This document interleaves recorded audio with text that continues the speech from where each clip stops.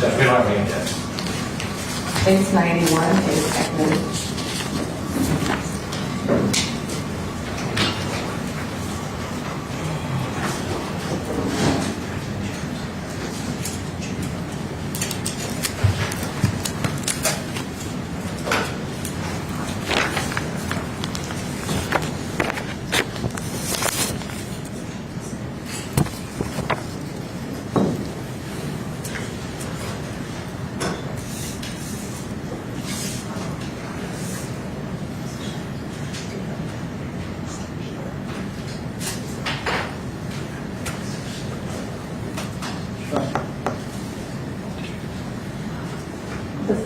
One leads into the other. It's a carryover, so it's really the same phone call.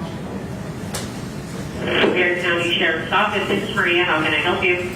Hi, Maria. Is the sheriff in or anybody available? I was actually looking for Mr. J. Minor, Sergeant J. Minor. Okay, hold on, sir. Okay, let me check.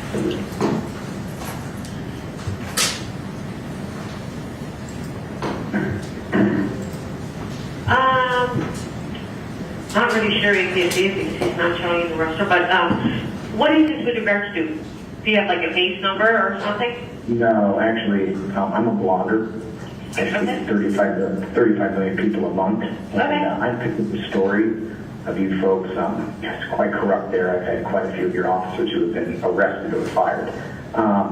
I do stories on bad cops, and one of the things I'm doing today is I'm contacting your office to ask you about the video that I have. It says it was published on March 29th. Okay. That'd be today. And it shows your J. Minor basically harassing someone in your lobby and just wouldn't leave the guy alone. And he said he had said that he wanted to learn about the First Amendment. You know, he was mad that I guess the photographer in there couldn't teach him the First Amendment. So I'm going to teach him the First Amendment. Because guess what I'm going to do now? Yes. And I'm going to go up. I'm going to show up there on Monday with about 6 people and our cameras and our crew. Also have a lawyer with us, and we're going to film all of your private vehicle license plates. And then we're going to broadcast them to 35 million people to show you what the First Amendment can do. Since Jay Minor doesn't, wants to bust the First Amendment, we'll be waiting for him to get out of his car. We will be literally sitting at your police station waiting for this officer so we can take a photo of his license plate. I'm going to broadcast to 35 million people, and I hope he hasn't been mean to anyone that works at the DMV, because I've got quite a few members who probably do. So, good luck with all that. I know it sucks, doesn't it? That's all First Amendment. If you want, I can go ahead and get the number of whom you can call to speak with, okay? Let me get the supervisor, okay? Yeah, no worries. You better get your supervisor. It's a pretty big deal. Okay, hold on, okay? Let me just check it. Let me just check the number, okay? Hold on, sir. You do that.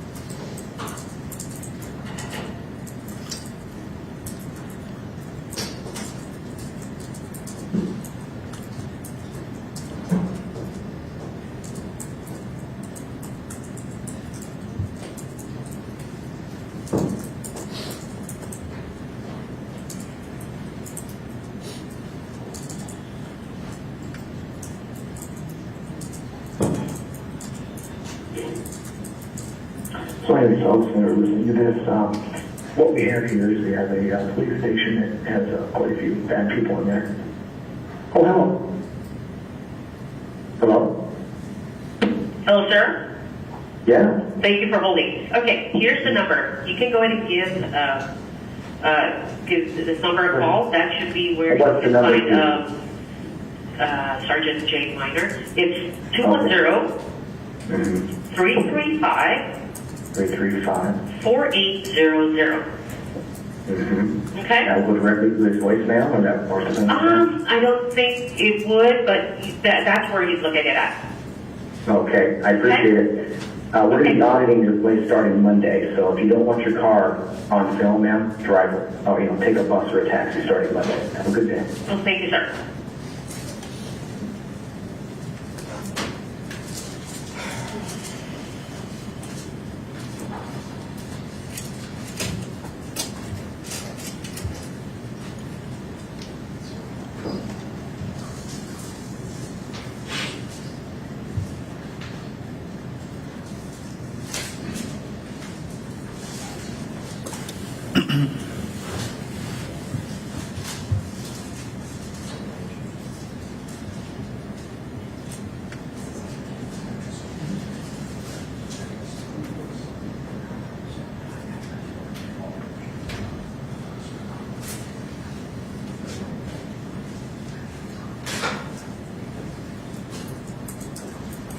Judge, I've seen 92. We have looked at that in discovery. We don't have any connections. What is 92? 92 are YouTube comments based on a Mexican Padilla site as related to the threatening social media.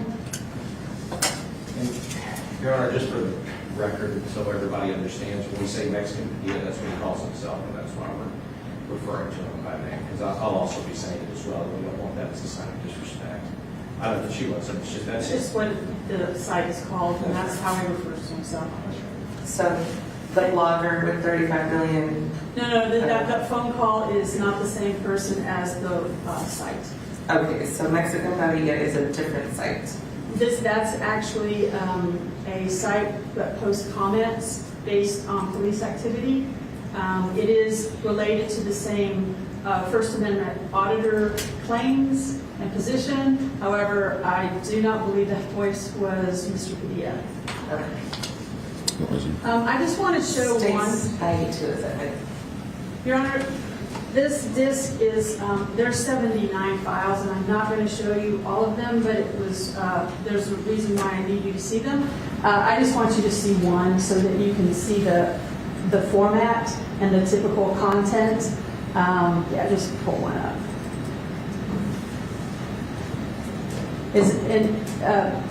Deputy Minor, is that a photograph of you? It was. Okay. It was from the interaction with Mexican Padilla.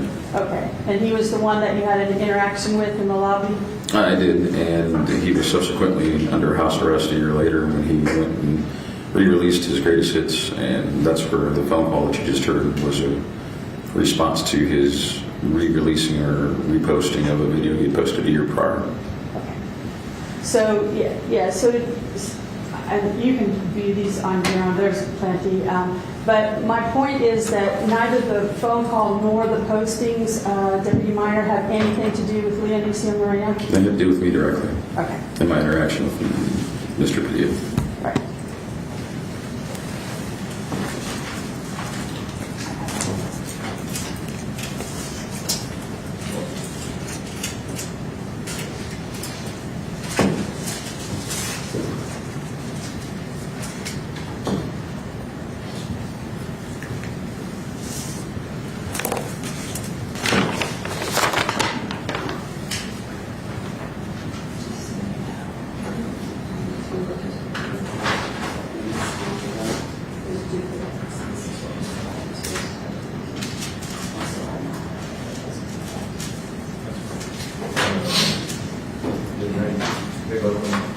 I'm sorry?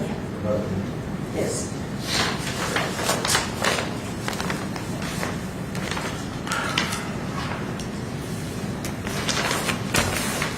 Your Honor, 91 and 92 were delivered to us based on a grand jury subpoena, well, actually, range agreement. I'd like to admit State's Exhibit 93, which is the grand jury subpoena requesting the precinct and Constable Vela giving us all the evidence that supports threatening emails, letters, social media, telephonic, and in-person encounters that endangered the deputies and civilian staff related to Moreno's Eeoc complaint as stated in the arrest warrant. And the rest of the probable cause affidavit. And so I do submit State's Exhibit 93. And in addition to that, I'd like to admit State's 94, which is an absence of business records affidavit.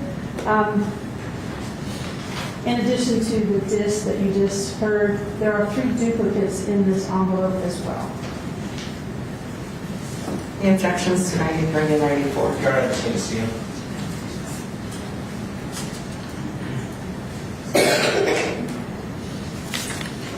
So in response to the grand jury subpoena, you were looking for records related to the search warrant affidavit. The arrest warrant affidavit. The arrest warrant, Of sorry. Moreno? Yes. Yes, and it referred to Right. those things, and this is what we received. Okay. Got it.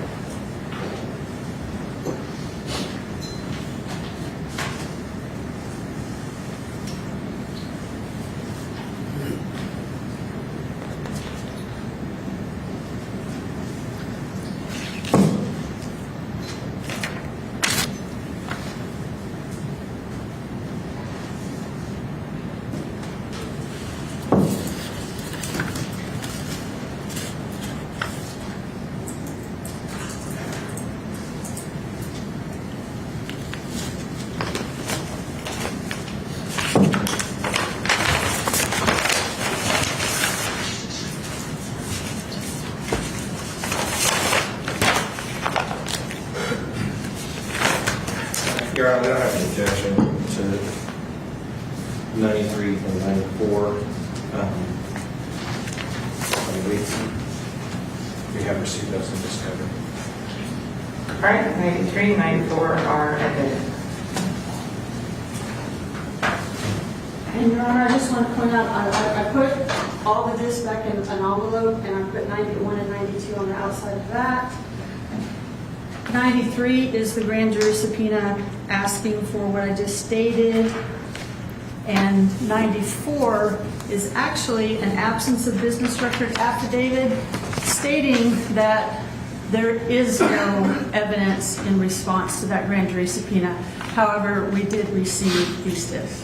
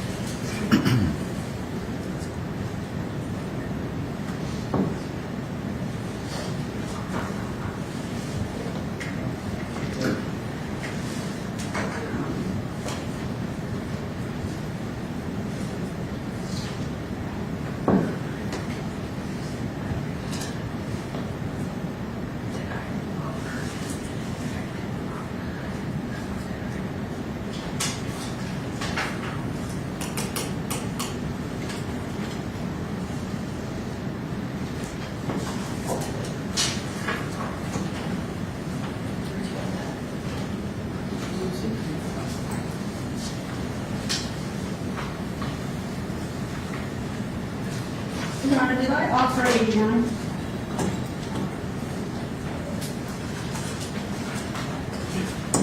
No, I actually, yes, 89 was admitted.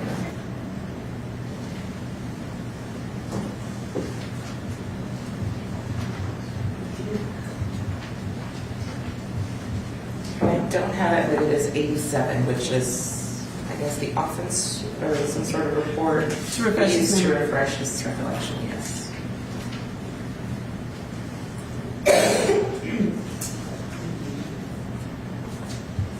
But 88 was admitted, which is the 2 videos? Yes. Okay.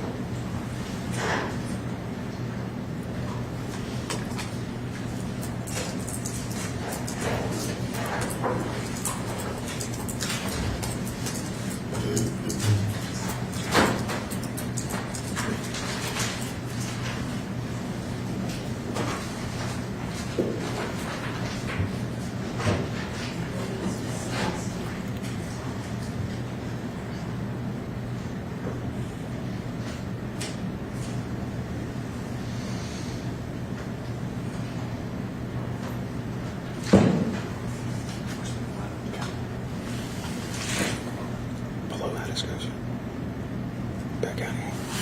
That's good. 32 miles south of Jordan.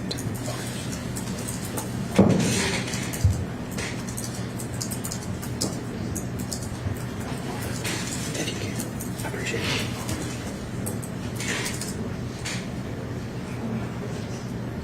Yeah, down there. Down there, there's only 8 of them.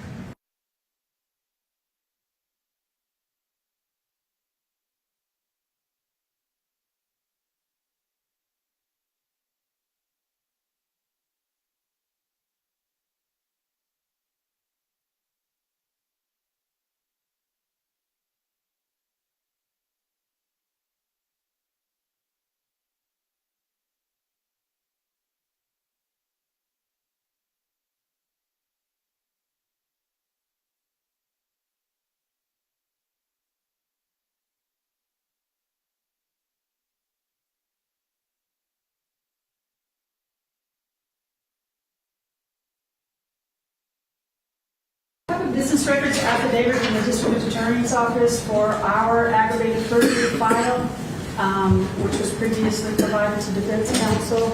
I have explained to Mr. Goss that I'll just be admitting a couple of the defendant's statements out of this, and the rest will just be marked to refresh the memory of the individuals on the stand. Okay. What is the exhibit's number? You're going to separate them first? Yeah. Okay, that's fine.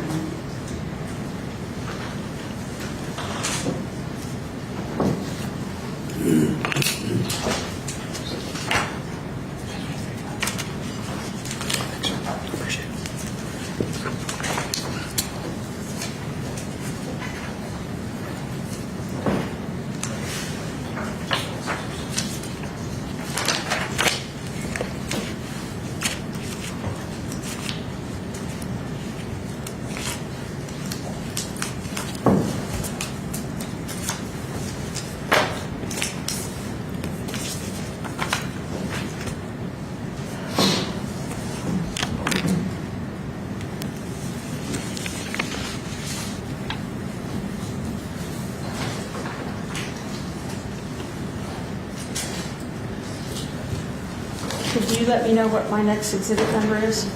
95. Thank you.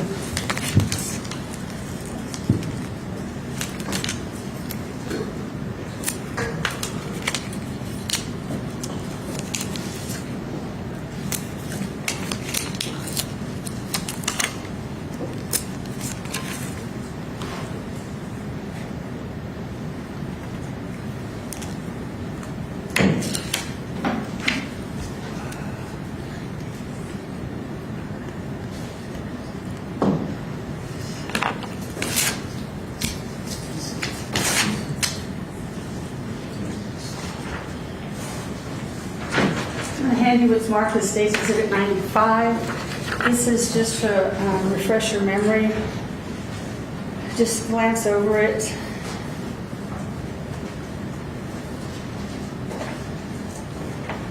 Do you recall filling that out? I do. And what's in relation to? There was a request for a report to be made in response to Mr. Moreno's allegation that he was hazed during his swearing-in ceremony. Did you participate in having reports prepared by other officers? I was instructed to obtain this similar type of report from every officer on duty. Okay. And what was the date of the incident as designated in your report? August the 28th of 2018. And just in your opinion, were you present during the swearing-in of Leonicio Moreno? In reference to the one that he alleged that he was hazed, yes, I was. And what was your observation as far as any hazing? I didn't really see that it was hazing. I know that the constable was irritated that he was being allowed to come back to the office, and that she was so much flustered so that she messed up on the oath as she was reading it. And what do you mean messed up? It was the signature after the oath was administered that she messed up, and so we had to print out a copy for the oath for it to be signed in by both parties to be put into his personal file. And other officers had to prepare a similar report? I was instructed to obtain one from every single deputy at the precinct. Do you know why you were obtaining these reports? Because of the fact that she wanted to prove that there had never been any hazing during any of the swearing-ins. I'm going to hand you what's marked at State's Exhibit 96. This is just to refresh your memory as well. It's a 2-page document. It's going to take you a minute to review it. I'll get started with it.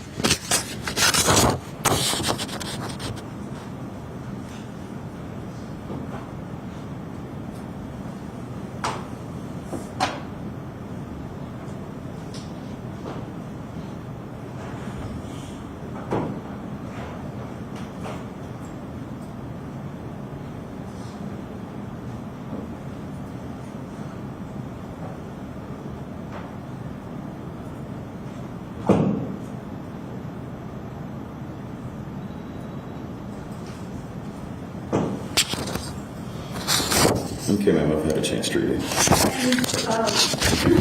Essentially, what were you tasked to do with in that document? I was tasked with the fact that since Deputy Moreno had violated the office's procedures for an individual seeking an elected office without notifying the office and without requesting a leave of absence within which to pursue his campaign, that he was now being forced to tender a leave request because of his own voluntary action of seeking the office of constable. And so this document is memorializing that incident for what purpose? Again, for my understanding, it's because of the fact that the conversation wanted to be documented that he made his own choice freely to seek the office that he was pursuing, that he acknowledged that he was aware of the fact that there was a policy procedure and he did not follow it, and as such he was circumventing his duties upon seeking the office. And so we were going to enforce him actually following those policies and procedures by allowing him to go ahead and pursue his attempt to go ahead and get the constable's office, and that he would be paid as long as he had leave available, and then after which point it would then just be a voluntary leave of absence till the point he either lost, he was elected as the next constable, or he chose to go ahead and terminate his pursuit of that office.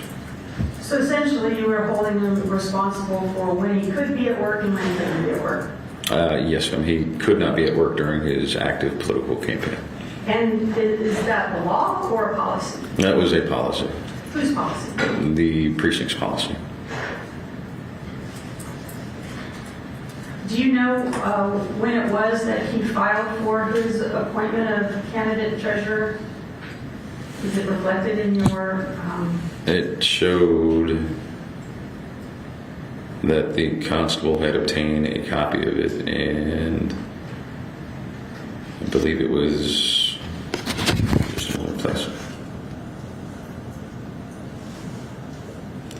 January the 9th, 2019 at 1:38 p.m. There was a timestamp that was affixed to it. And subsequently, you referred to in your document having been assigned to this task. When do you recall that assignment occurred? I was actually in a meeting with Mr. Moreno and Sergeant Martinez, who was a sergeant at the time, on February the 25th, 2019. As far as the time that occurred, I do not have a time.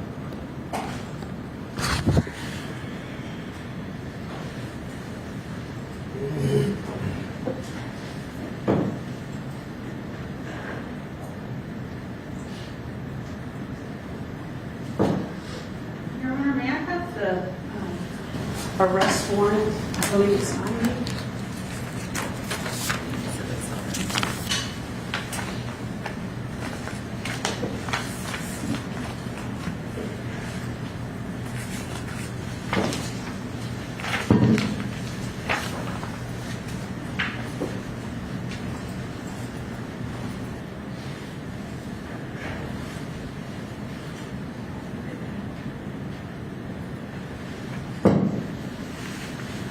I'm going to show you what's marked as State's Exhibit 90, the arrest warrant for Leonicio Moreno based on the EEOC complaint.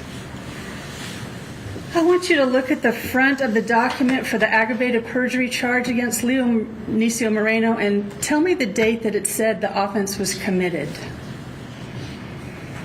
On or about the 25th day of February 2019. And you had previously refreshed your memory with a report based on the hazing incident. Do you recall that date?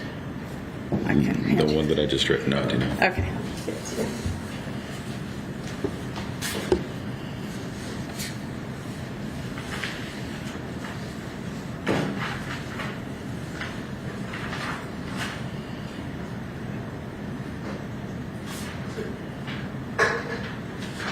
I'm going to hand you what's marked as State's Exhibit 95 that you used to refresh your memory. And what is the date of the hazing incident?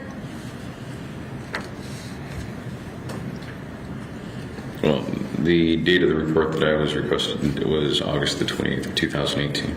Okay. And was that close in time to the swearing-in ceremony where the hazing allegedly occurred? I cannot say for certain because I don't know when the actual re-swearing-in was. Okay.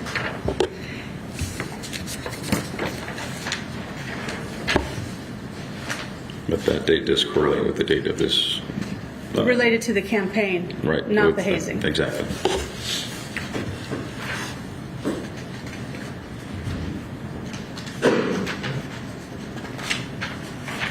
Did you? Yes, ma'am.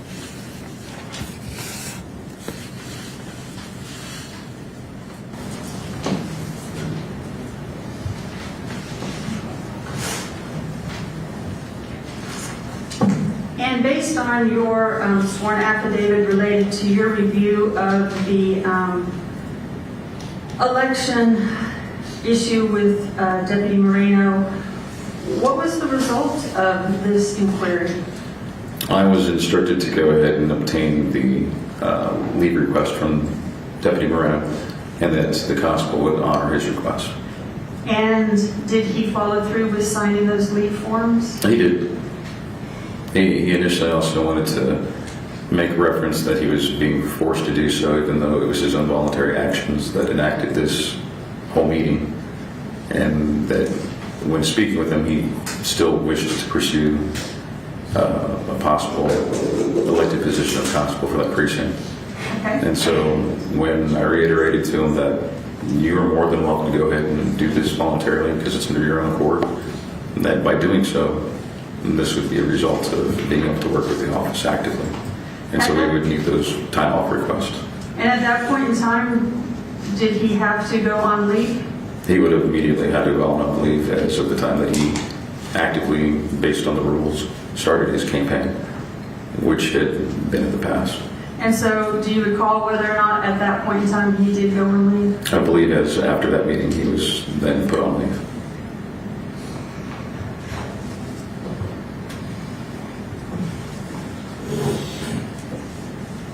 Did he return? He eventually returned. And was he no longer seeking office? I don't recall whether it was the fact that he didn't win the election or if that he voluntarily terminated. I don't recall. Okay. But he did return after that point.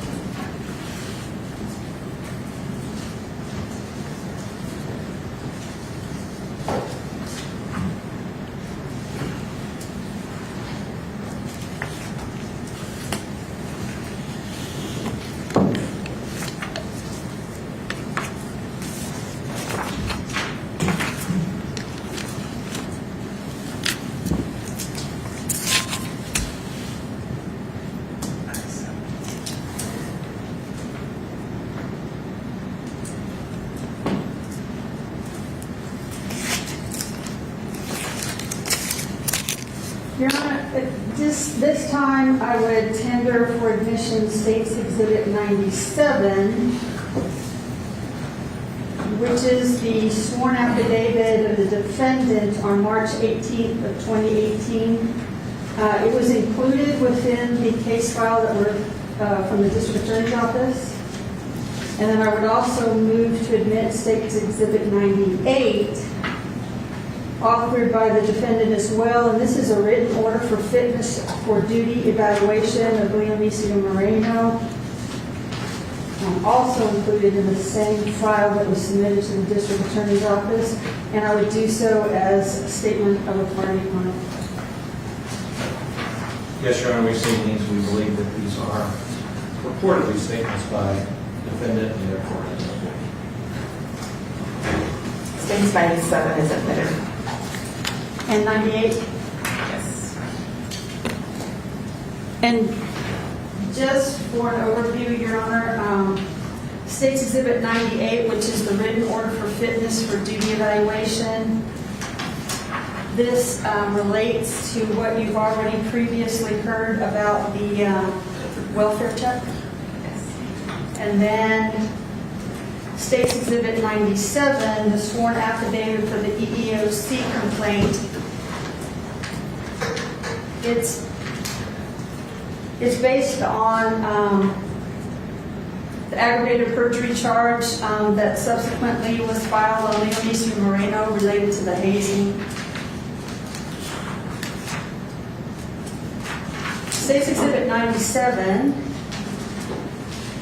is a 4-page document, and State's Exhibit 98 is a 3-page document.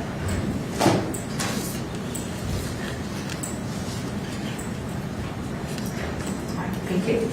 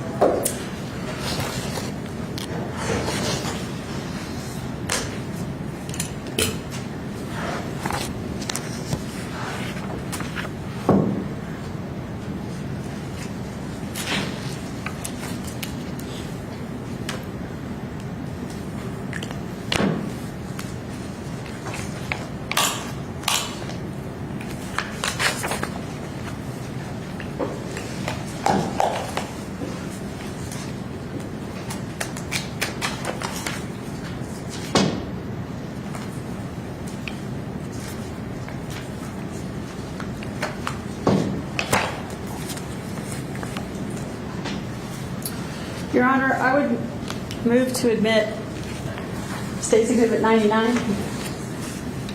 It is a grand jury subpoena. Essentially, it's for any and all evidence in violation of the aggravated perjury charge against Leo Moreno based on the probable cause affidavit for the arrest warrant as signed by Judge Ugarte and the temperature.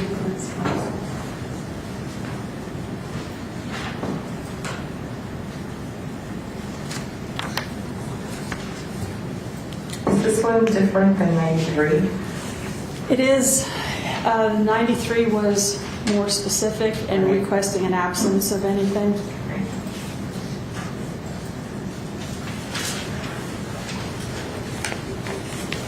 Your Honor, we don't have any objection except that this subpoena, just to note, this subpoena is to Captain Mark Garcia, and it references specifically the request is based on an affidavit in support of the arrest warrant submitted to you, or by you, to Judge Ugarte, which was by Captain Garcia to Judge Ugarte. With that, we have no objection. So stipulated. Right, and the previous grand jury subpoena was to the custodian of records for a constable. I believe so. 99 is admitted.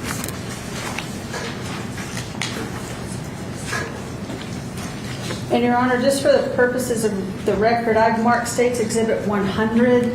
This would be the response from Captain Mark Garcia to this grand jury subpoena, State's Exhibit 99. His response is 90 pages plus 2 CDs. It's going to be very duplicative.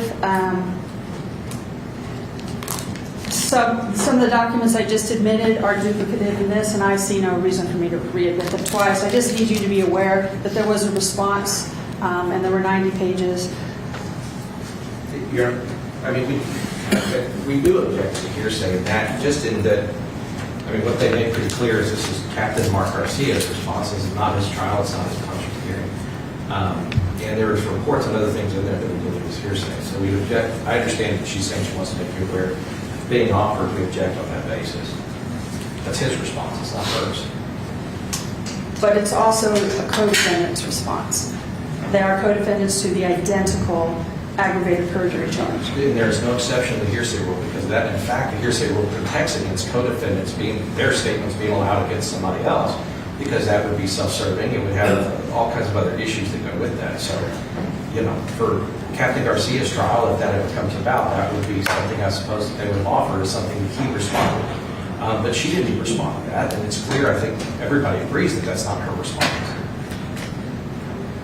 As you're aware, this is What hearsay are you, I mean, I don't know what's in there. Well, there's sometimes. like police reports. I mean, basically, it's just this idea of like putting all these police reports and other things. I'm assuming I haven't looked at that actual stat, but you know, other things that are basically this is something that he compiled and he gathered and he submitted, and the only person who can testify that she had anything to do with that would be him, who I'm assuming is not going to testify. And that's why we're trying to protect against this coming in. I think that they'll admit that they're not going to call him as a witness. So are you objecting to confrontation?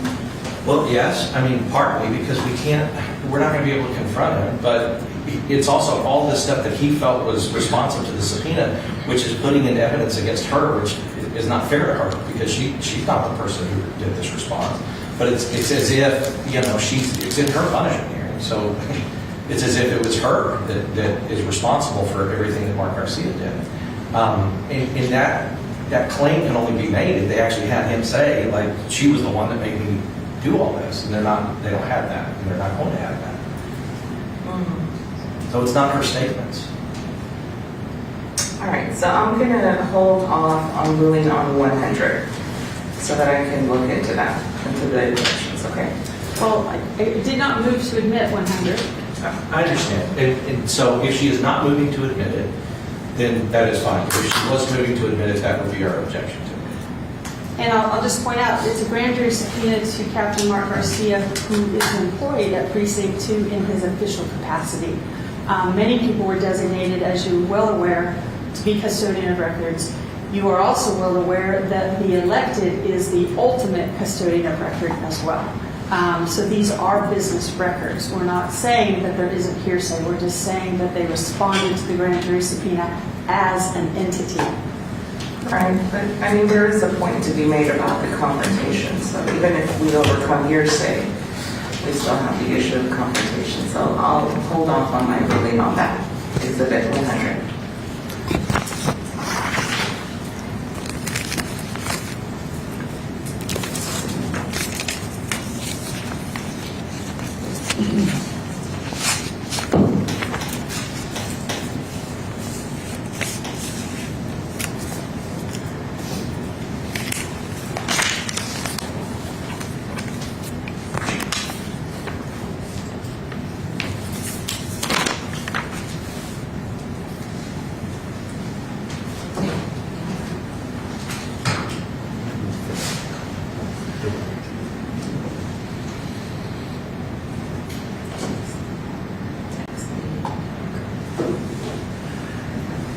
Did you participate in any way regarding the investigation after Leonicio Moreno was arrested? No, ma'am. Who would typically be the individual in charge of transport videos, onboard videos, body cam videos?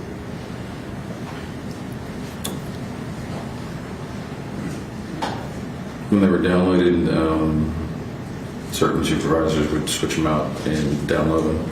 I believe Captain Garcia had access to it, Access in the sense of, being able to retrieve said downloaded videos from car cams. I don't believe we had body cams at the time. okay. And so are they, there's some kind of key or access? They're essentially stored on a computer. A computer, I see. They were all mini discs that were taken out of the vehicles, downloaded, and then returned once they were freed up.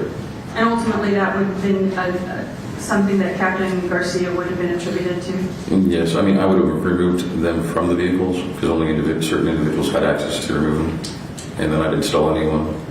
And that way the vehicle would always have an onboard system available of capturing whatever interactions with the public or in official capacity. Did you have to evaluate what had occurred during the arrest of Marino when he was taken to the jail facility? Did you have any part in that? You mean the complaints of... No, just what occurred with confusion in getting him arrested and booked. The only part that I had access in is that I was requested by the constable to notify the media that there was going to be a perk walk, and that I was instructed to notify the two individuals, which I believe were Castanon and Barloco, to hold off getting to the Sally Port that way so that perk walk could be conducted, and that they had actually gotten there quicker than we had anticipated, so we told them to stand by until the media was present. So the arrest... The arrest itself, I had no part of. I was not present with, and I only overheard whatever was broadcast over the police radio.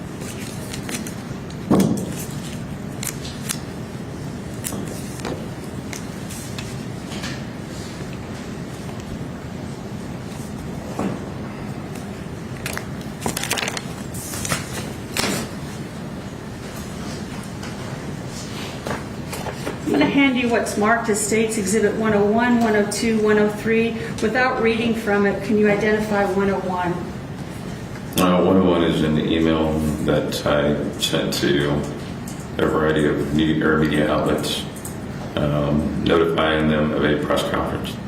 And is it the press conference you just mentioned about the arrest of Leonicio Moreno? It is.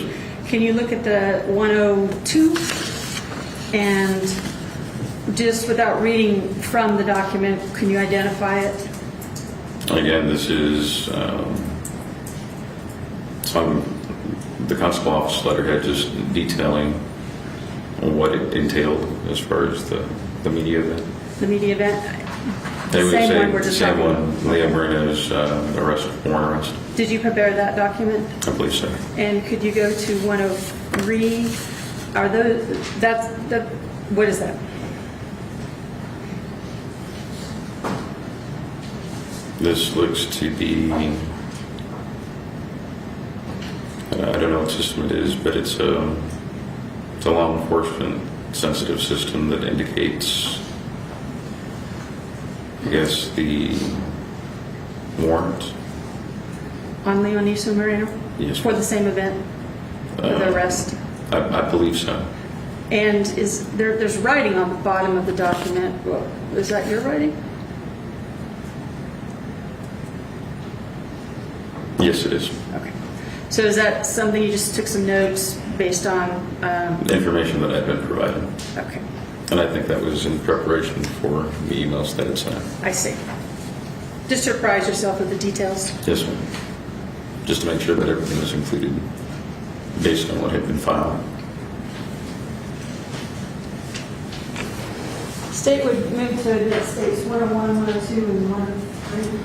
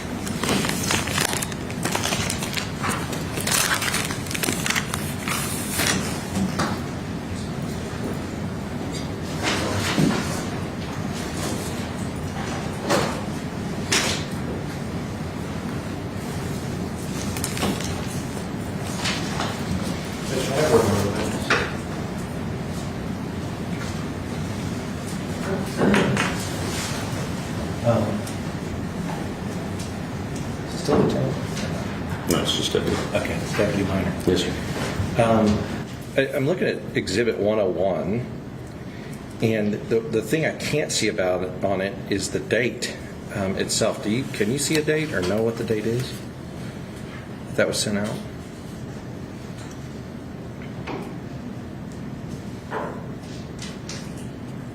It does not list a date or a time on this one. Right. And I mean, it's typical, I guess, of emails that you would send that it would have the date on it. It would. That's normal. Do you know why this one doesn't? I do not. I do not know how that copy was obtained.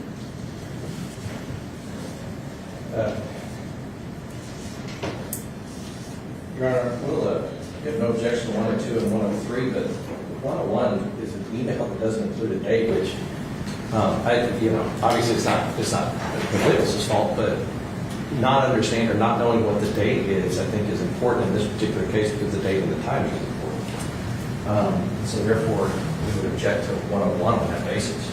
Well, it refers to a press conference, the subject matter of the press conference, which was about the arrest of Leonis Moreno. I don't believe the date is crucial.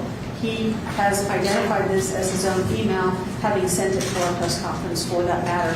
It was also recovered on a search and seizure.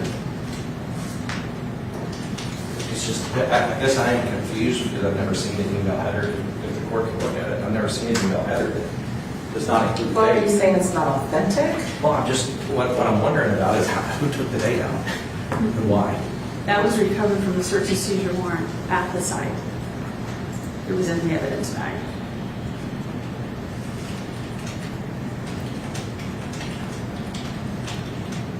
And he's indicated it's his email. And my question is if it were an email that was created later and the date was taken out, so I'm not saying that they did it. I'm just saying right now it's where it's at. I just don't. Yeah, it's pretty clear what the email is about. Objection is overruled to 101, 101, 102, 103. All right, wait. Can I take a look at those?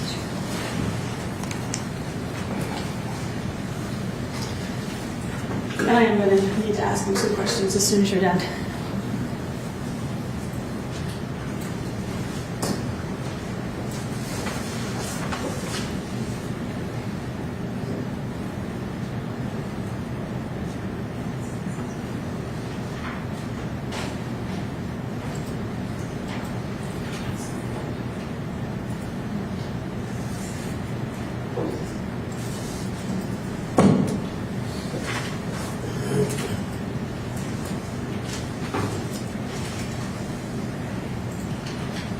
Okay, you may proceed.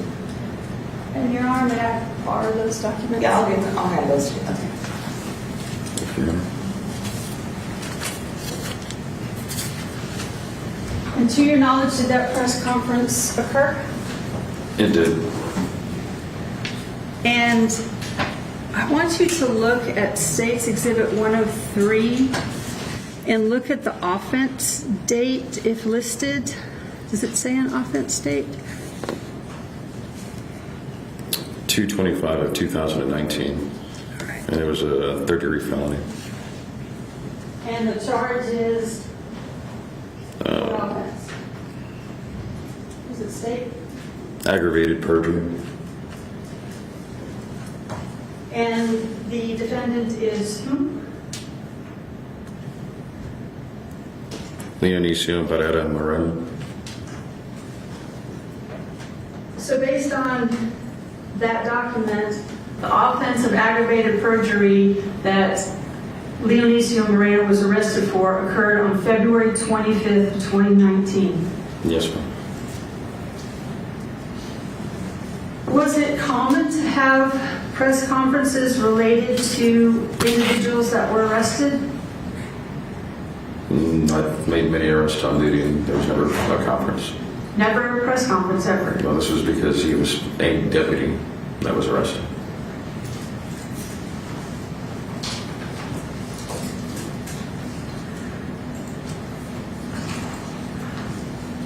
So I want to move into a broader time frame of the work environment at Precinct 2.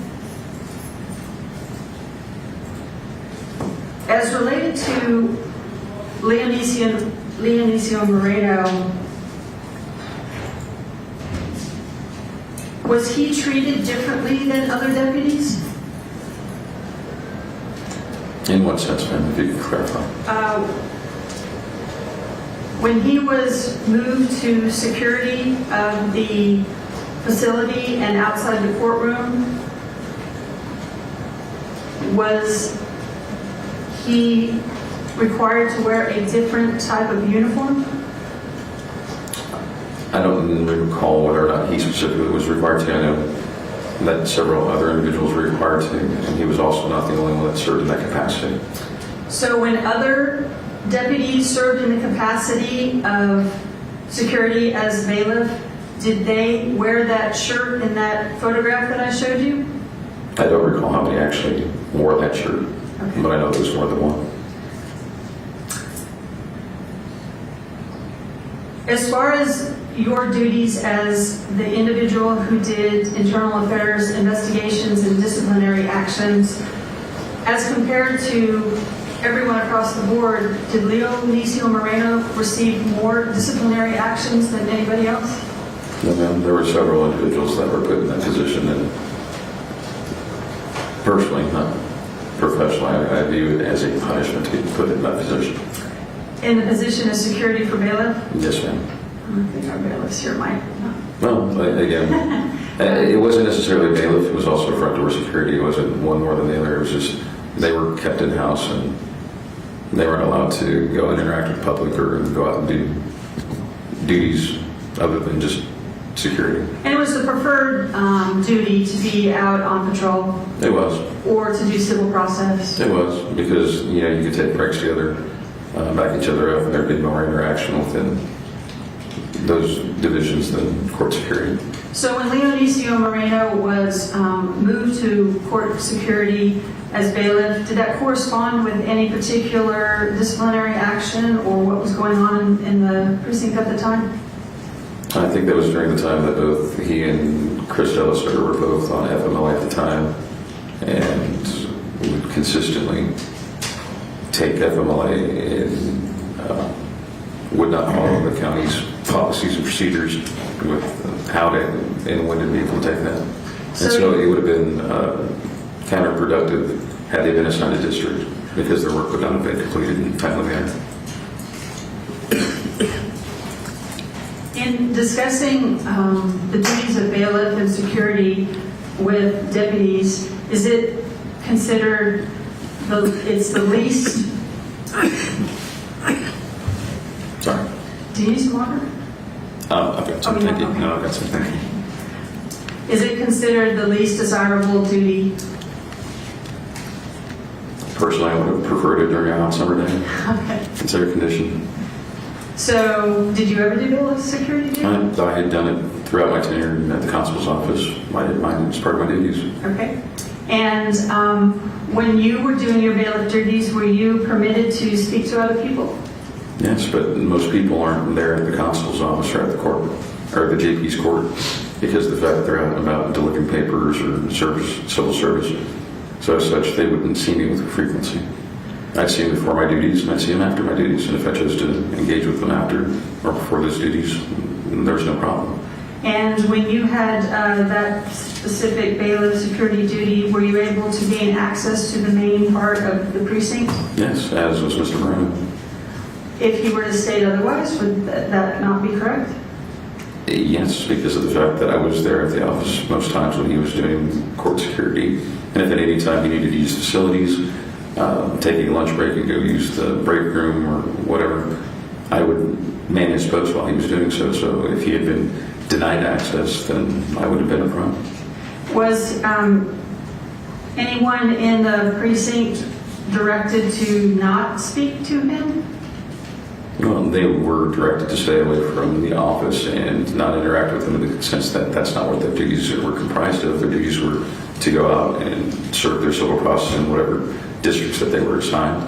Now, if their duties required that they interact, there was nothing against it. So if they come in and say they were told not to, that would not be accurate? I was never aware of any said specific directive. So it could be the case, you just don't know. That's correct.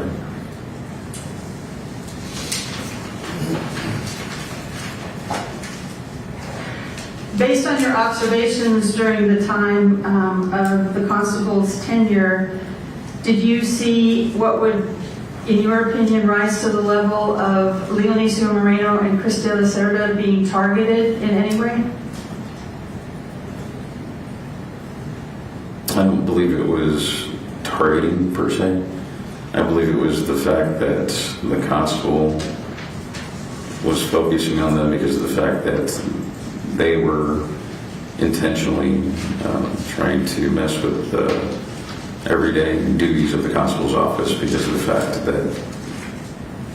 that was part of their agenda, because of the fact back and forth between each party.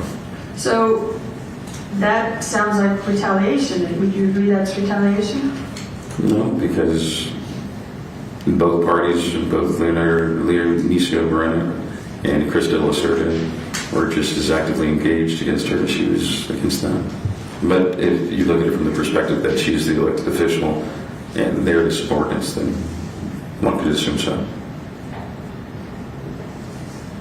So during the arrest of Leonicio Moreno, were you asked to make a phone call to the arresting officers? As I had previously stated, yes, ma'am. And who did you call? I believe it was Jason Castanon And he was one of the two individuals doing the arrest? and that Stephen Barlow. Okay, so did you reach Castanon? I believe I did. And what was your purpose in contacting him? To advise him that there was going to be a perp walk because the media had been contacted. Were you aware of where he was when he received your phone call? No, I was not initially. And are you now initially, you weren't initially now, are you aware of where he was? I am now. He was already at the Sally Port. And so describe what that means, already at the Sally Port. He was already at South Tower getting ready to take Mr. Moreno into the jail and book him. And so is this a secured part of the jail facility? The Sally Port is only law enforcement have access to it. And can you describe a little bit of what the Sally Port is, just a sort of description of it?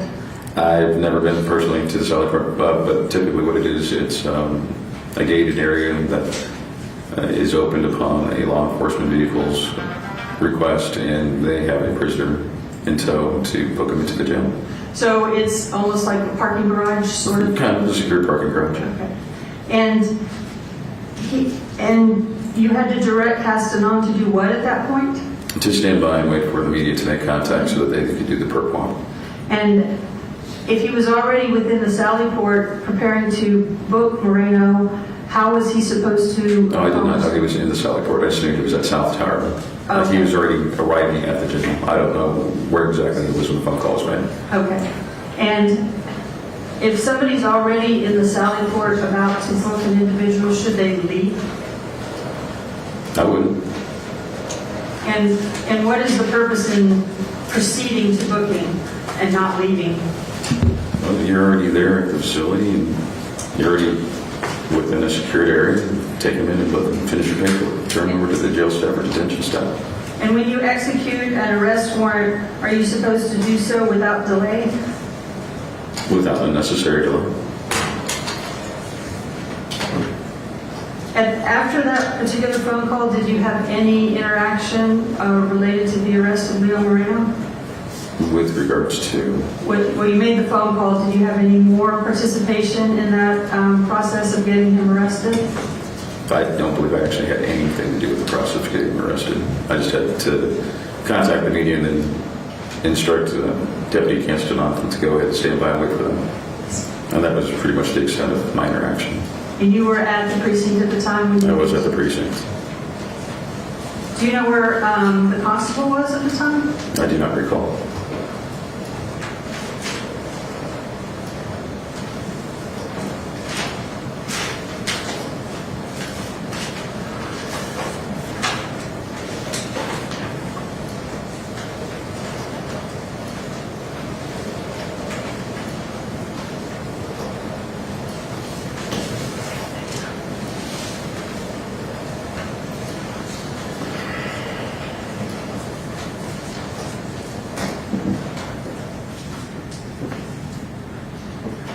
ask the witness.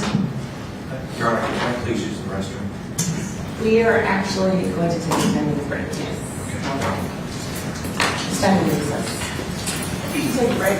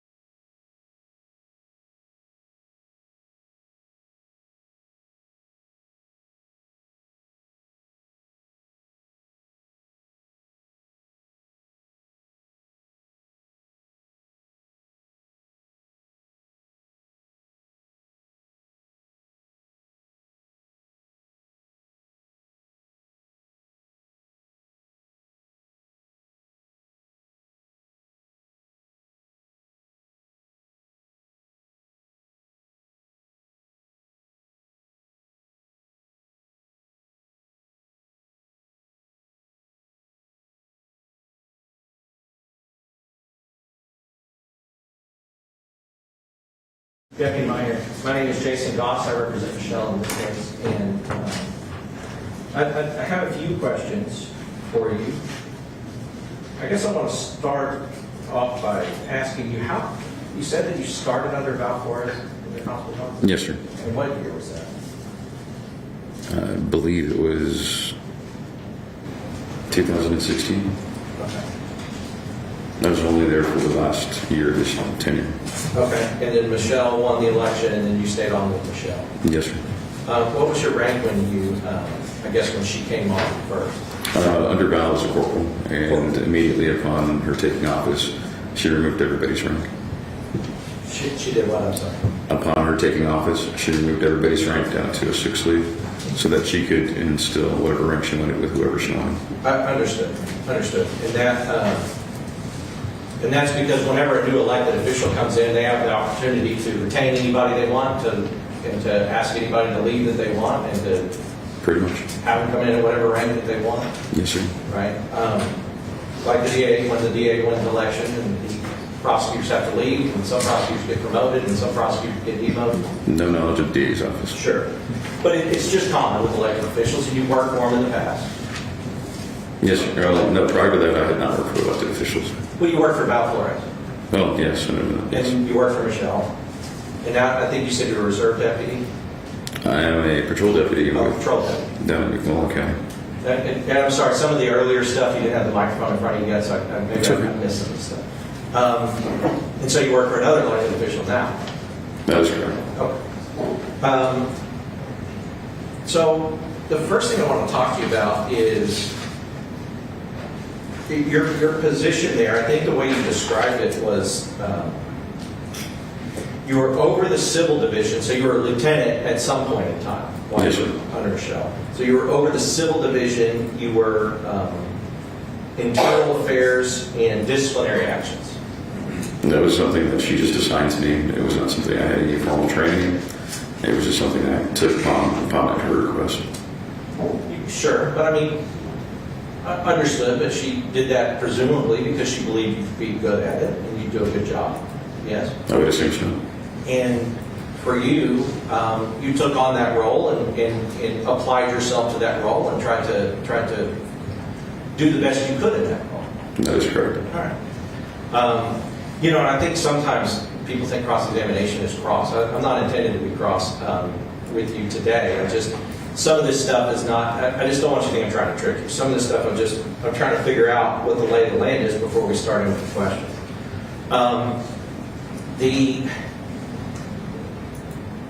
So there's a couple of things, but I kind of want to go back to something that happened that we heard about in the trial. Would you at or around April, May, June of 2019, were you a lieutenant at the constable's office? I do not recall when I made the record with Lieutenant.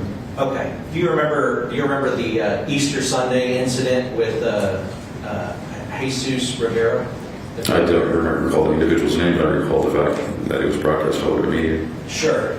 And I guess, do you remember, I know at the time you didn't know, but do you remember Susan Tristan wearing a wire to the precinct when she was working there in June and July of 2019? I wasn't aware of that until I saw it broadcast on media.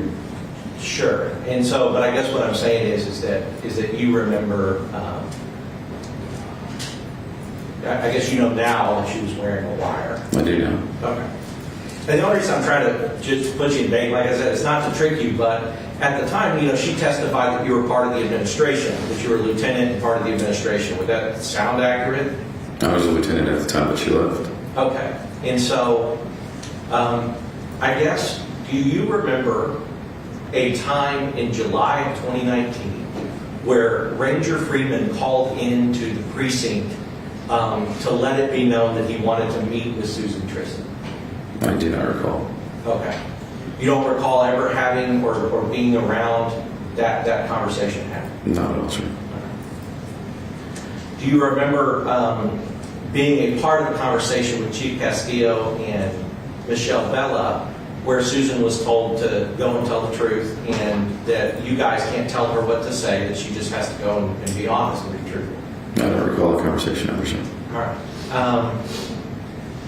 So you noted you said you didn't know about the wire until you saw it on the broadcast. Which broadcast? That would be the trial. Okay. And was that like on the live feed when she was testifying about it? No, it was just the written text portion of the medium. I didn't actually watch any video. Oh, okay. So like when they reported it in the article. Yes, sir. Okay.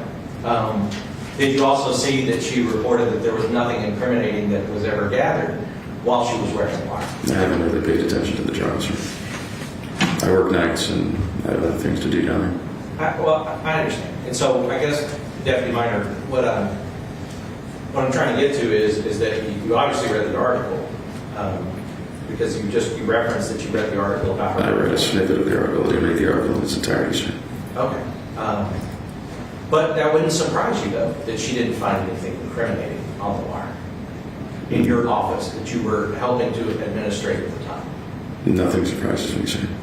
Well, right. Well, because you weren't running a corrupt office, were you?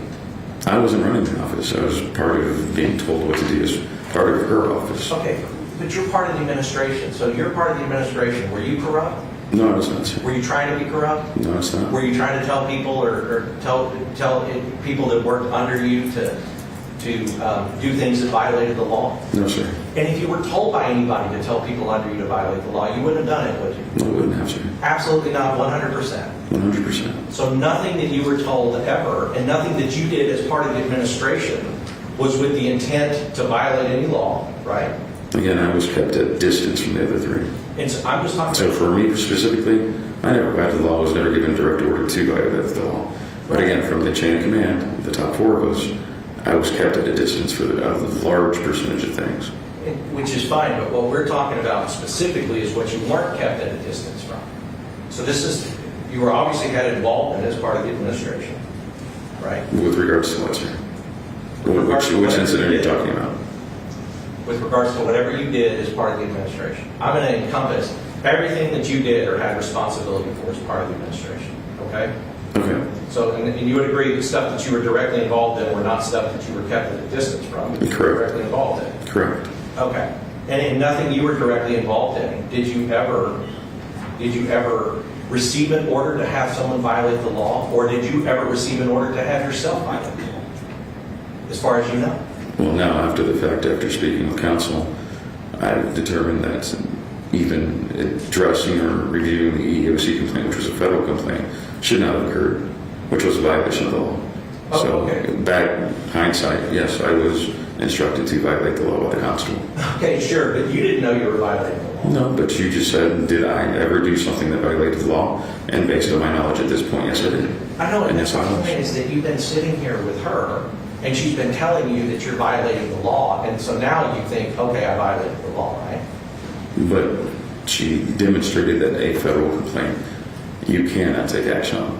If it was not federal, then it would have been fine. Right. But it was federal. But here's what I'm asking. After you sat with her, and she explained all those minute differences, you sat with a lawyer, and she explained all those things. That's where you come to that conclusion. No, that is correct, sir. Right. So, before that, you don't know that you don't know that there's any violation of the law by having you review an Eeoc complaint, right? Prior, I did not, sir. Right, and you don't know that she knew that. We're talking about an esoteric part of the law that lawyers know. Michelle's not a lawyer, is she? But she always claimed to be a paralegal and very knowledgeable of the law, and would always throw that in individuals' faces. Okay. So she spoke as though she was a legal expert. Okay, let me ask you this though. Is she a lawyer? But she's not. Okay. Okay, is she a lawyer? Yes, she is. Okay. So my point is that when you reviewed the Eeoc complaint, it wasn't with the purpose of violating some federal law that I don't even know what the law is because it hasn't been explained to me yet either. Right? You weren't trying to do that. I was not. Okay. So I want to talk about that. And Deputy Minor, I know that you want to talk about the things that you think or what upsets you about Constable Vela, but I'm going to ask you specific questions and I need the specific answers. Okay. On the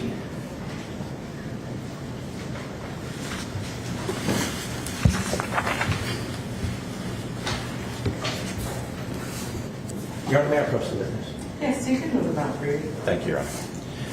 May I show you State's Exhibit 89? Now, is this the EEOC complaint review that you had referenced? Yes, it is, sir. Okay. And it says at the bottom, it's not signed, but it says at the bottom, Lieutenant Investigator Minor, J. Minor. It does, sir. And I guess I want to go through a few things. Regardless of whether or not it violates the law for you to review it, you were part of her administration, right, at the time? Yes, sir. Okay. And she relied upon and counted upon your advice and your counsel, right? I don't know about relying or to what degree she valued it, but I was part of the administration and I put my 2 cents in. Not always did that take place. Well, I mean, sure. And you would agree that that's, I mean,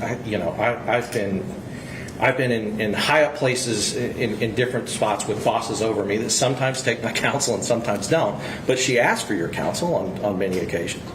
You would agree? Again, I believe she relied more on the captain and the chief than she did myself. And I can give you a specific instance as to violating the law and not violating the law that resulted in an arrest. So I'll tell you this. So your answer on that would be? I don't believe she did. That's your answer? That is my answer. Okay. And so, but in this particular case she did. She asked for your advice and your counsel about what you believed about this complaint based upon the things that you have viewed and witnessed. I don't believe it was advice. I believe she asked for my opinion, as she did of the chief and the captain. Okay. As to what extent she was going to use it or why, I was not privy to. Okay. But I guess so. Are you quibbling with me about the difference between advice and opinion? She asked for your advice versus she asked for your opinion? She asked for my opinion, sir. Okay. So by asking for your opinion, you would assume that she valued it, because why would she ask for it? Because I was part of her chain of command. Okay. Which makes your opinion valuable. Again, that's personal preference, sir. All right. So, but let's look at it, right? So let's look at the EEOC review that you did. Yes. Deputy Moreno, let's look at allegation number 3. Deputy Moreno claims to have been the victim of retaliation. I object. This is not in evidence. I believe it was offered. It is? Yes. Yeah. Sorry. Okay. Deputy Moreno claims to have been the victim of retaliation because of his assigned posts and inability to access the secure area. So I want to say first, when you said you went to review the EEOC complaint, you said you went to your office, right? Yes, sir. And you had a copy of the complaint, and then you typed up what the allegations were and what your findings were based upon your knowledge. Yes, sir. And you didn't lie. No. Everything in here you told the truth about. I did. Okay, so From my perspective. from your perspective, Yes, sir. which is all that we're going to ask for, because I know that there's an objective truth out there, but the only thing you can testify to is the truth as you knew it. Yes, sir. Okay. So when we read number 3, it said your finding was the area manned by the front door security personnel, as well as that of the bailiff, are both secure areas in which only the deputy constable may be in. And that was because you were in response to, and I think you said it on the direct examination, you're in response to this claim that he was somehow being, I guess, kept out of secured areas. Yes, sir. Right? And your knowledge of that, personal knowledge, was that was not true. It was just untrue that was happening. He was allowed inside the constable's office, which was a secured access door, and he was allowed in at any time he needed to. Right. So it was untrue. He just said something that was untrue to the EEOC according to your understanding of the facts in the situation. Yes, sir. Okay. Now,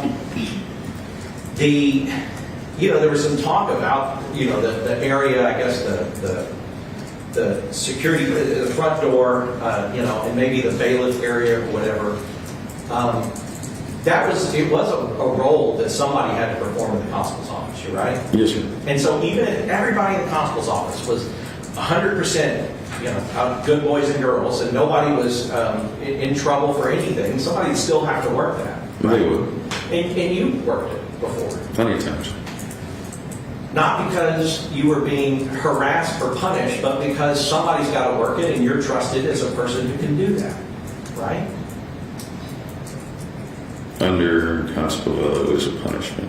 I understand you're saying that. Well, I know it to be fact, because the only individuals that were there at the end were done so because of a punishment. Well, but let's talk about punishment, right? Because I want to talk about other things that you said, because this has been the theme throughout this whole trial, is that you're saying facts, but then you're interpreting those facts as not just you, but most witnesses on the stand, as like something wrong and bad because the prosecutor told you that it was.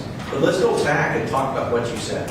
Now, you talked about the fact that you said that Moreno had been taking FMLA when really you thought and you felt like it was inappropriate. It was inappropriate based on the way the county guidelines state FMLA is to be taken. That's right. And so he was violating what you believe was the appropriate way to use FMLA. And not only himself, but Chris Lacerda as well. But Chris Lacerda as well. So the two people that you're saying were being punished by doing this thing, but you also said, look, the guy was calling an hour before a shift and trying to tell us that he's not going to come into work, right? That is correct. Sometimes he would text. Did that cause or send a text, right? Did that cause a disturbance with Precinct 2 Constable's office? It would be the fact that somebody else would have to fill the position. Right. And if somebody else had to fill the position, then somebody else would have to fill the position that somebody else filled, right? I mean, it was a constant thing. Either somebody's coming in on their off day, or they're having to move somebody from patrol, or they're having to move patrols around. It causes chaos when people do that, when employees do not give adequate notice of leave time. That is correct. Okay. And as part of the administration, that was something of personal frustration to you as well, right? I didn't mind going out and doing the work myself. I know you didn't mind going out and doing the work, but that's frustrating when somebody is not following the rules that they need to follow in order for an orderly administration of Precinct 2. You would agree with that? It was disruptive. I wouldn't say frustrating to the point that I lost sleep at night. Okay, but disruptive. It was disruptive. So you would define Mr. De La Cerda and you would define Mr. Moreno as employees who are engaging in disruptive behavior of Precinct 2. Those are two of several employees that used to do so. Okay. And that was going on apparently back in 2018 when these reports were made. Right? It was going on when he filed the Eeoc complaint. Right? Because he was Yes, sir. when he filed the Eeoc complaint, he was at the security desk. That's one of the things he was complaining about, was being stuck at the security desk. Yes, right? sir. But he was at the security desk because he was not reliable. And you agree that he was not a reliable employee at the time. Right? Again, yes, that is the case. But again, there were more than just those two individuals that served time at that desk do those types of instances. I understand. I understand. And you understand that every office has a place that's less desirable. They have positions that are less desirable than other positions, right? I'm sure. Yeah. And so a lot of times the people who get those less desirable positions are the employees who have shown that they're willing to be a disruption to the orderly process of the office. Perhaps. Well, that makes sense. You don't put those people in charge of other people, right? Again, this is the first office, department, agency that I attained that level of rank. So I never privy to decisions such as those or understanding where to put it personnel. Right, but your poorly functioning employees would go in the place they can do the least damage. You would agree with that? Sure, that would probably make sense. You don't want them out like having to run patrol and then somebody's got to cover their We patrol. don't have patrol, sure. It's a constable's office. Or whatever. You don't want them out serving civil process because then if they don't show up that day, then the civil process doesn't get served, right? That's correct. I mean, and yes, and if I say something that it's a mistake, please make sure to correct me because I want to make sure it's right.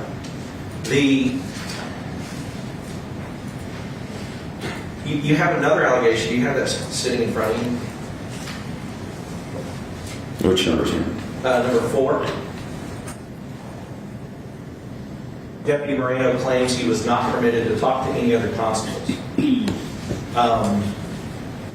So at first you took I guess exception to the fact that he says constables because there's only one Semantics, constable. yes. Right. But even after that, you have been personally able to observe that he, as far as you were concerned, as far as the knowledge that you had at the time, that he was not prevented from talking to others. I think what you said was it's kind of a feature of being at the security points that you're just not out and doing stuff with other deputy constables, right? He interacted with the rest of the service every day.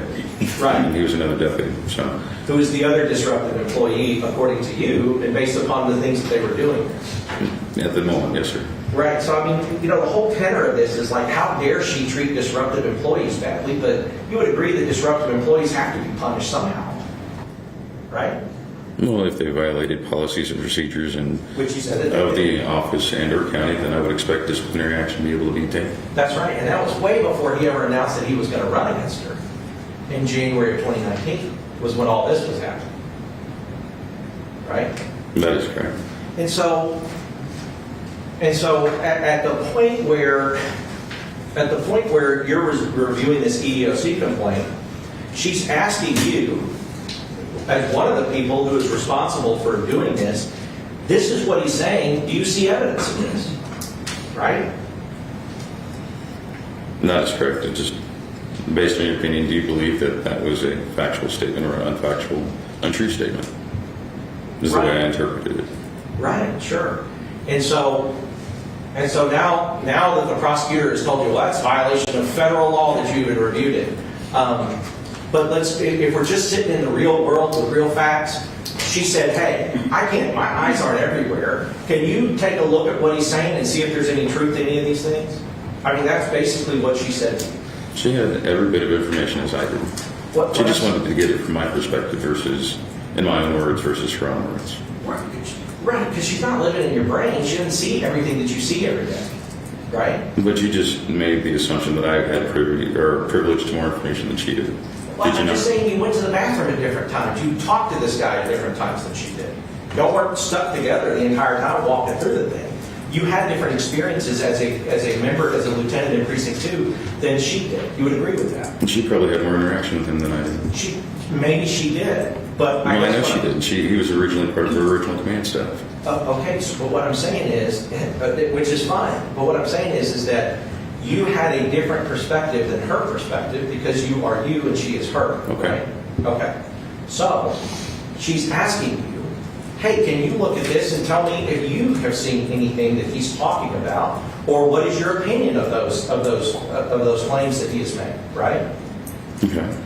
Well, that's No, what I'm saying is, what is the question? I don't understand. okay. So the question is, well, I'm asking you to confirm that that's what was going on here when you wrote It's an opinion, yes. Okay. It was my opinion. And it was your opinion that was true based on everything that you knew. Why would I lie about my opinion? Exactly. But in your opinion, he lied about all those things, that all of his claims were false and were not happening as far as you knew there. Again, that is correct from my perspective. All right. When he said that he was hazed at his swearing-in ceremony, we talk about, and we keep talking about it as the hazing incident. It was referenced a couple of times by the prosecution that this was a hazing incident. But according to you, he was not hazed at all, right? Again, hazing is a perception. So maybe it was his opinion that he was hazed. Exactly. Okay. And so maybe... From my perspective, it did not appear to be so. And it's your opinion that he was lying about it and not being truthful about it. Okay. Okay? And so if somebody else had the opinion that he had stated something untruthful in a federal document, that would be their opinion. That is correct. Okay. And it would be an opinion that at this point you happen to agree with as far as these things that he's saying. That is correct. That what I was provided, I didn't agree with. Right. So, and in fact, there's a video on file, you said. There's a video of his swearing in. That is correct. And in that video, nobody is laughing, right? I haven't seen the video for a while, so I can't attest as to whether or not that occurred. Well, I mean, it says, there's a video evidence of Deputy Moreno swearing in. At no time is Chief Deputy Castillo nor any other personnel of this office overheard laughing, making jokes, or any other type of irreverent or unprofessional comments or things. Again, the comment was made back in 2018. It's 2022. I don't recall. All I can say is that what was on that document was written accurately and truthfully at the time it was written. Okay. So if you ask me to recall it, I'm not going to recall it right at this time. I understand. I mean, it's been written a long time ago. I mean, in the sense it's, I guess, almost exactly 4 years ago. It is 4 years, yes, sir. But why do you write things? Why do you write reports? Because the fact, and so I can't recall it, but, I haven't had a chance to review it, haven't had a chance to see the video. So, just reading a statement is not going to refresh my memory to the degree that you expect it to. Well, here's the thing. I guarantee you I'm not about to try to bust you with a video showing them laughing. I agree with your statement. I think that that's exactly what the video shows. Is that nobody wants to do those things. And you further said, look, this is something that was done. Not only, not because it was specifically his that you reported it, but that's just swearing-ins are recorded, is what you said. For posterity. Yes, sir. And it was not the only one, which was both audibly and visually recorded for such purpose. That is correct. So I guess, my point is that when you had an opportunity to tell her your opinion, you told her what your opinion was, right? And in regards to this document? Right. Yes, sir. And that wasn't something that she told you to say. You said what you saw and what you believed and what you felt was right and true. That is correct. All right. And so, but I mean, you said that she didn't want your opinion, or she didn't like your opinion, or she didn't rely on it. But she did ask you for it, and you did give it, and the opinion that you gave was that Deputy Moreno had not been telling the truth on every allegation that you reviewed. Right? And yes, sir, in this document. So if somebody came to the ultimate conclusion that Deputy Moreno was not telling the truth on his application or his EEOC claim, you would believe that was a reasonable conclusion to come to based upon your review of the evidence and the allegation? Sure. Okay.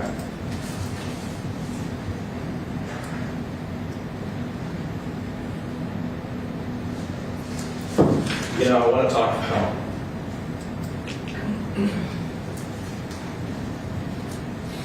I guess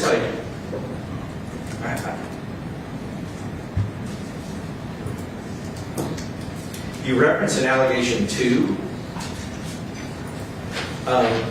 that he was terminated March 9th of 2018, and then he filed an EEOC complaint on April 11th, 2018. I know you may not have independent recollection of that, but do those dates seem, would those dates have been correct for you to write them down in a report that way?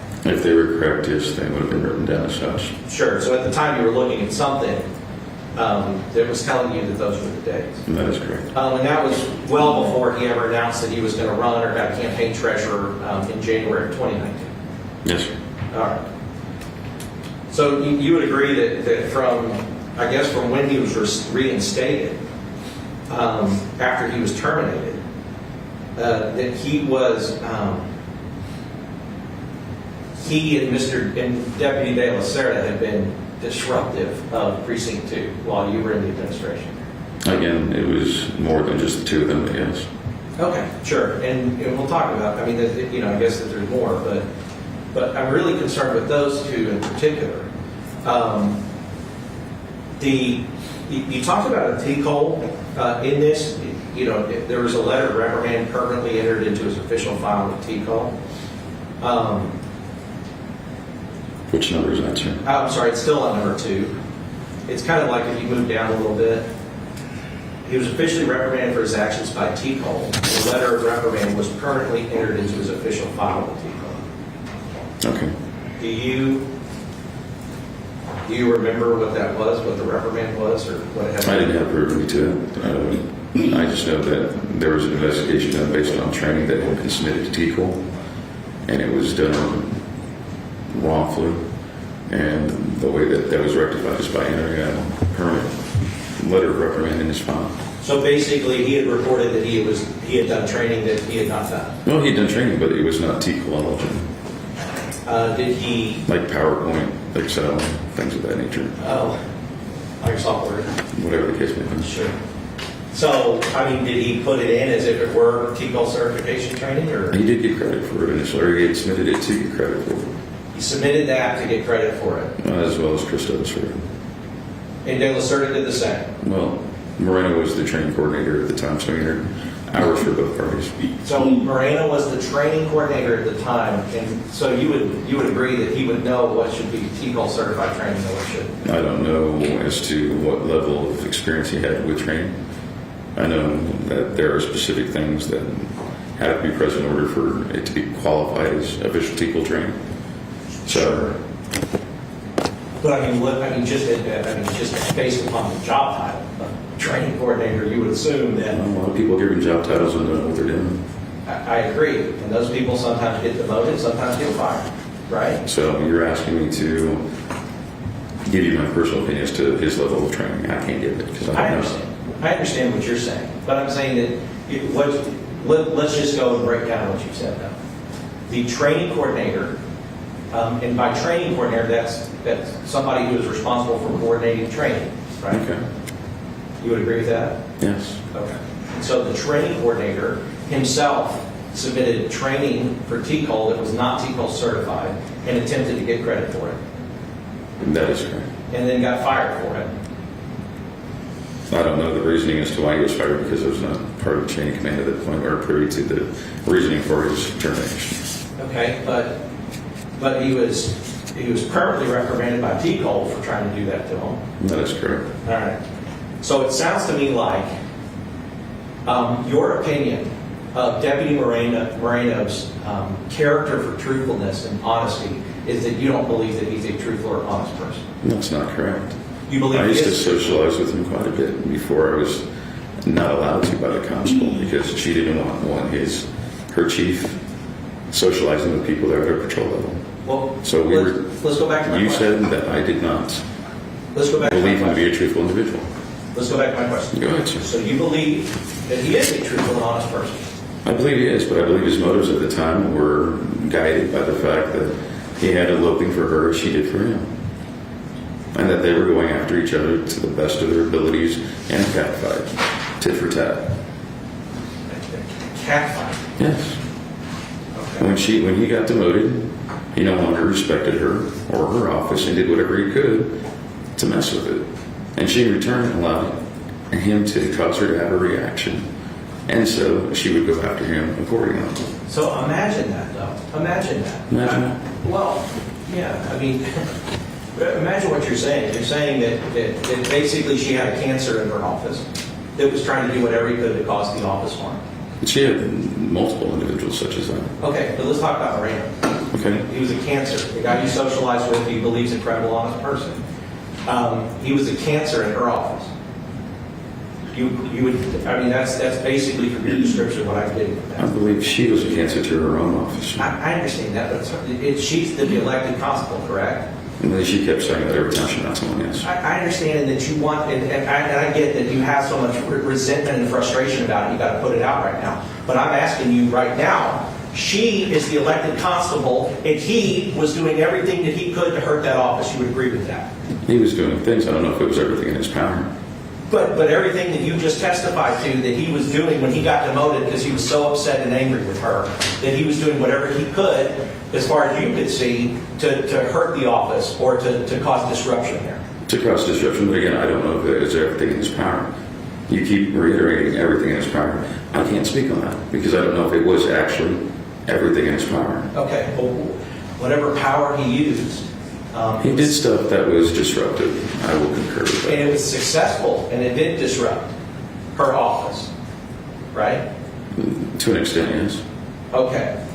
And that's their champion, is the person who is intentionally trying to disrupt this office and is intentionally doing the things in whatever capacity or power that he has, is intentionally trying to do things to hurt Precinct 2 while she's running it, right? Well, she was doing things that were not expected of a constable and preventing her own office from succeeding because of those. Yeah, and she was the first woman elected to that position. She was correct? not. In 150 years. They already proved that as being incorrect. There was In another 150 years. female that had been elected after she had been appointed when her husband went in PAX. And she was appointed. And then she got elected. So therefore, she was not the first female. Okay, she was the second one, and she was the first one that y'all had ever worked for, right? Well, I wasn't allowed that far back, yes. That's the first one. How far back are you talking about? Before I was born. Can we move on about who was the first elected? Can we move on? I understand, but my point is that there was disagreements about the way that she was running, although you didn't have disagreements about your promotions. You felt like you deserved them. I didn't feel I deserved him. I questioned as to why I got him. I don't know why I got him, but the chief kept throwing it in my face that it was because of him. I mean, it sounds like you have a lot of, I guess, unworked through issues with that office in your time there. And I acknowledge that. But I'm going to ask you a specific question about the things that you testified about.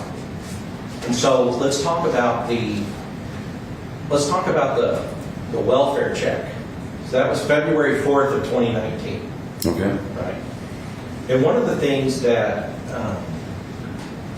you testified to is you said there was a concern that he may hurt himself, so that you went to retrieve the county's weapons. Is that right? That was her concern at her directive. Okay. All right. Because if it had been my concern, he would have been emergency detention if it was warranted, and all of his weapons would have been confiscated. I understand. But that's not what I'm asking. I asked, there was a concern. You said that was her concern. But also, you said that he had...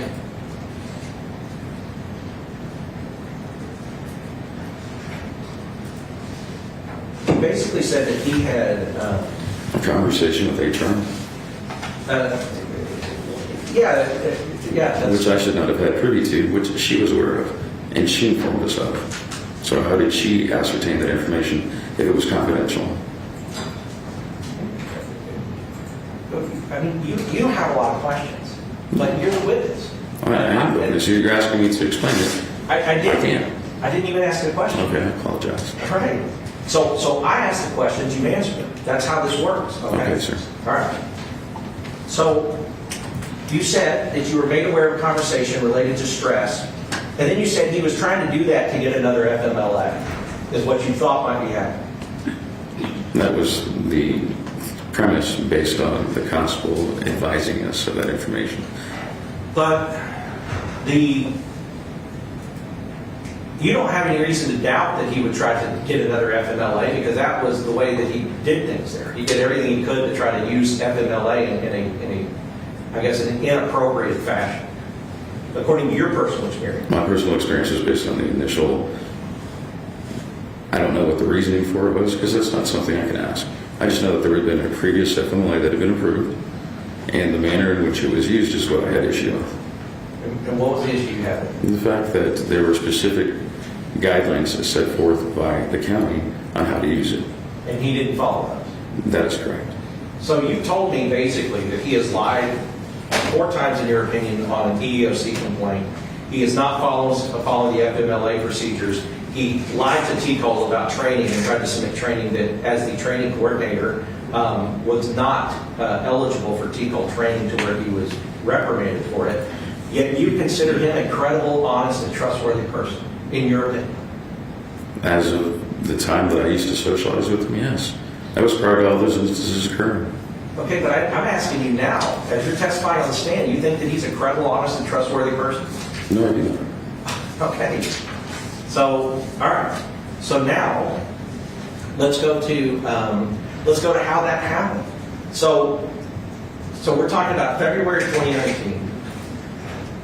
They went to, I guess, everybody went out there to make sure that they got his county-issued firearm and ammunition. Is that right? It was not everybody, but there was a large group of us. Okay. Yeah, I mean, you're right. There was a group of you.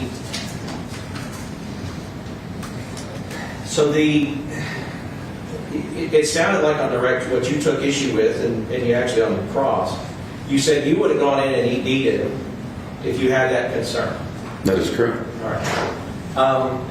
But on the other hand, if somebody wanted to make sure that at least a county-issued firearm wasn't left in his possession, you don't have an issue with that. To I make do. sure.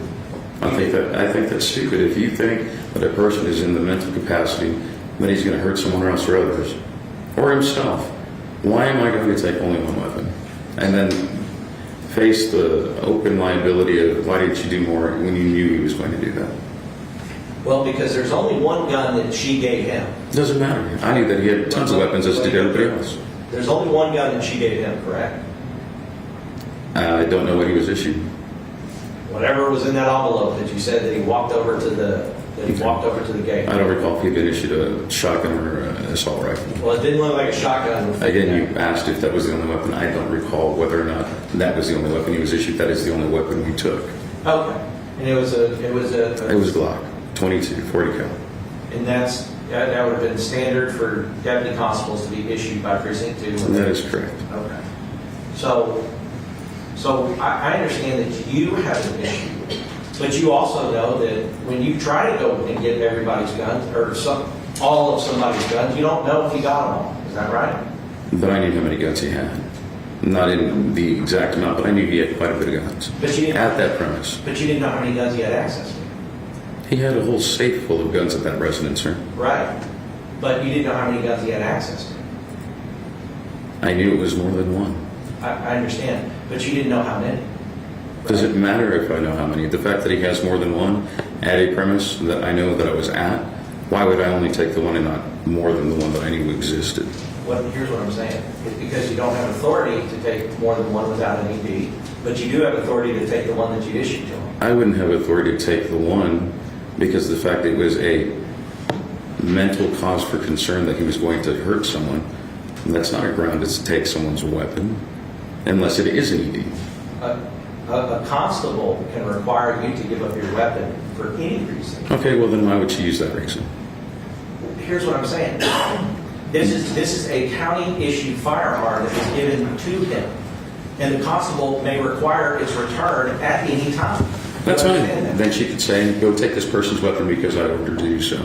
But when you tell me, go take this weapon because of a mental issue, right, then you've just opened up a whole other can of worms. Why am I not addressing the fact as to whether or not he is capable of retaining a weapon because of that mental issue, and why am I not trying to take all the weapons at the residence because of the potential harm that he could cause? Yeah, and so I understand your issue, and it sounds like that's what she had to deal with somebody questioning every time she made a decision, questioning why it wasn't done the way that you thought it should be done. No, I did it based on the way it's expected to be done by law enforcement, not the way I thought it to be done, sir. I understand, but if you think somebody is either faking it to get an FMLA claim or something else, but you want to make sure that the gun you gave him isn't the one that he uses to do something if he does it, a good way to do that is to go get the gun from him. It's right? To do the investigation and determine whether or not the mental faculties are there, sir. Right, so let's go back to access. They didn't bother to do anything other than sending me the gun. Here's what I'm saying. I know you think you're doing good, but I need you to answer the question when I ask you, okay? You need to answer the question when I ask you the question. Because I know I said cross before it didn't cross, but it's getting there. So here's what I'm saying. What somebody has in their safe, what I have in my home right now, the guns, are not all the guns I have access to. You would agree with that? I don't know. I don't know you personally. I don't know what you have access to. Okay, not necessarily all the guns I have access to. You would agree with that? Again, I don't know you, sir. I understand that. But what I'm saying is that I could have access to guns that aren't in my home. You would agree with that? A person can have access to guns more than what's in their home, yeah, so I'll agree with that. Right. And no matter what you try to do to take somebody's gun, you may not be able to take all the guns that they have, right? Sure. Or have access to. Sure. They could be hidden in the ceiling that you don't find it, whatever. Agreed? Sure. But the one gun you can take is the one that you gave to him, right?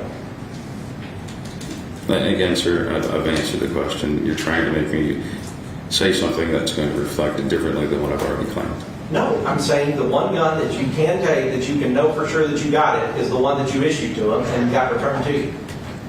Yes, I can take a gun that was issued to him. But I know for a fact that it was not all the guns there. I know you know for a fact. That's the one gun that you, as in Precinct 2, had inventory of that he had, right? If you're looking for inventories, that is correct, sir. Okay. And so, it's clear that you disagree with these things. But ultimately, based upon that, the gun that he was issued got returned, correct? Yes, sir. All right.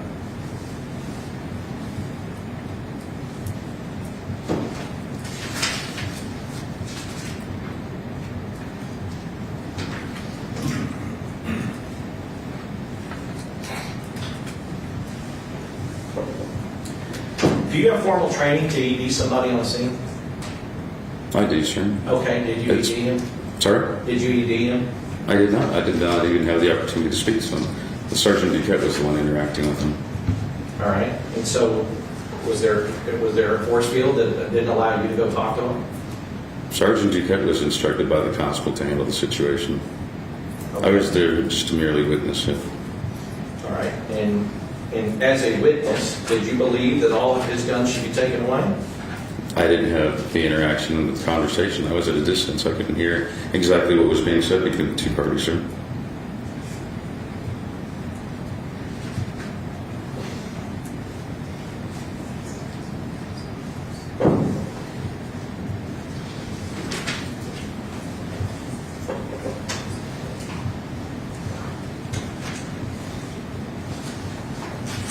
Were you Sergeant Duquette's supervisor at the time? I was. All right.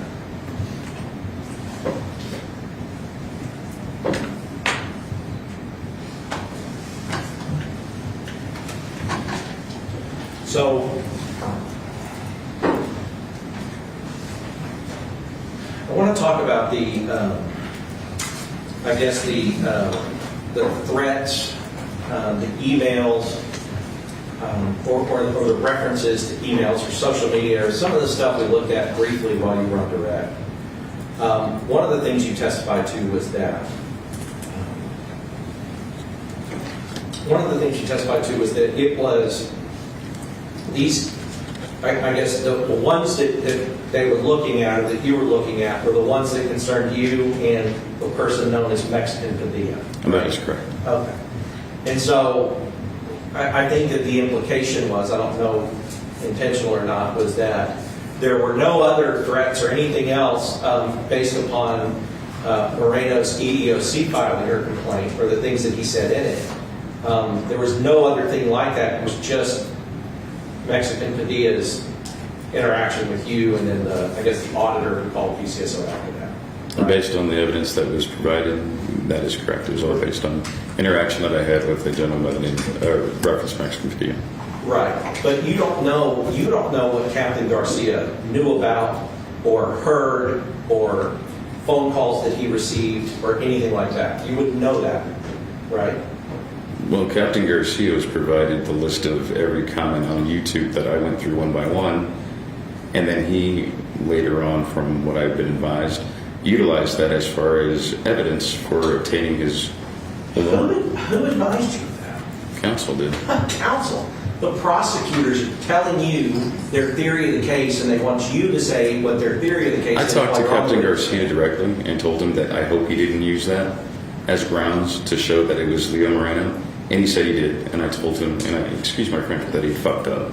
Yeah, well, your French aside, that's Captain Garcia, right? That was directly to Captain Garcia, and Captain Garcia admitted that he had done so at the direction of the constable. Right, and Judge, we'll just check the hearsay at this point, because, I mean, Captain Garcia's admission that he was directed by the constable violates our ability to cross-examine Captain Garcia. There's no jury in the box. Violates our Sixth Amendment. It's a co-conspirator statement, Your Honor. Sustained, I don't want to know what Mark Garcia said about the constable. All right, but here's my question: is that you would say, I've checked out all these things, or I only have my patch and I'm working my patch. But then you're also, I guess, at times omnipotent in here, and you know everything that everybody else knows, and everything that everybody else did. Well, I know that these two instances specifically were tried to be utilized against Moreno as a direct result of what he's done. And I know for a fact that that was not the case. Okay, I don't, you know, it's your opinion that it's not the case. It's my opinion because it was directed towards me, directed on a video of me and my person. Absolutely. But it's your opinion that it's the case, that it doesn't have to do with all the strife and the disruption that Moreno was creating within Precinct 2. That was before Moreno. He hadn't even had an issue with the constable. So he never created any strife or disruption in this? Not based on those instances, sir. And so... They referenced my name specifically on the audio. I know what they referenced. And what I'm saying is that were you a part of the administration of Precinct 2? Later in the term at the end. Okay.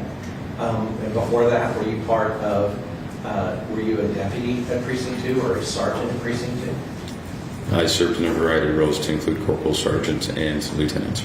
Sure. And do you feel like anybody who attacked you would also be attacking Precinct 2? No, I believe they were attacking me directly. What? I believe they would be attacking me directly, not the precinct. Those were based on my actions, based on an interview that was being filmed for a live YouTube feed with me and that other individual and no one else.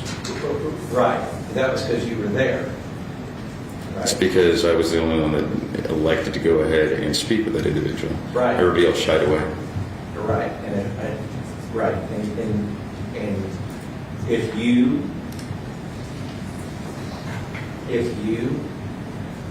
had not been the person and somebody else had elected to go, it would be them, correct? Yes, it would be comments made about that individual. Right. Because if you cut me off in traffic, I'd be mad at you. But the people who were going there did not care who the person was in the uniform. They were going there to get after somebody with a uniform. They were there just to get a rise out of anybody in uniform. So many, I know. And so what you've said is, oh, this is personal about me. It just happened to be you wearing the uniform out in the lobby with these people or wherever you were when this was going on, right? It was in the lobby, yes, sir. Okay. And it just happened to be you because you chose to do so when other people did not want to. Yes, sir.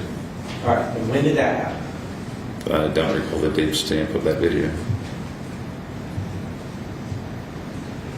Well, you want to watch it? Is there a date stamp on it? I'm sorry? In the video, is there a date stamp on it? Video of what? That's where Minor's getting, at the time, Deputy Minor was getting, But remember, he released it a year later as well when he was under house arrest. So are you making reference to the original one or the subsequent one that he was under house arrest? I guess the subsequent one under house arrest. So do you know when that was? I do not know the other dates, sir. I don't have any videos. I only have the YouTube postings for the comments. Oh, I guess what we were referencing was, I guess the video where they're talking to Minor. Those were never submitted to us pursuant to the grand jury subpoenas. Okay. But the YouTube comments, do we have the date on those? You probably have to pull them up. I think the disc is over there. And those comments would have been made from the second one, sir, a year later. The second one. Yeah, there were comments under both videos, but this was the re-release.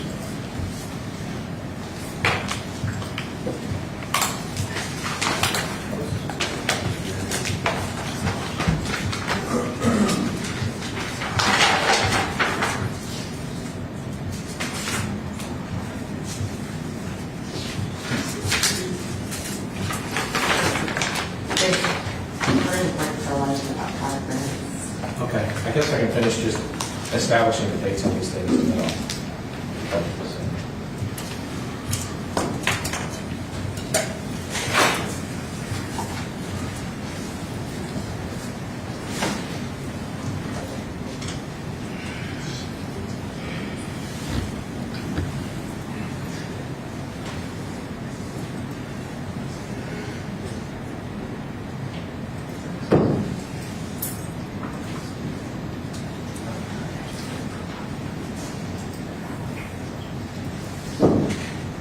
So I guess when we were talking about the video, we were talking about this is it's like a photo of the video, right? It's a photo of the re-release. A photo of the re-release. Yes, he went and released a bunch of the videos he'd made a year later when he was on house arrest and couldn't go out and make new ones.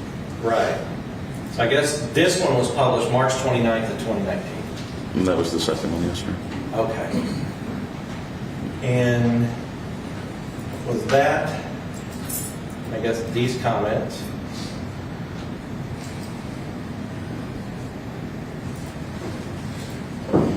I guess they say 4 months ago, but we have no idea when those actually were.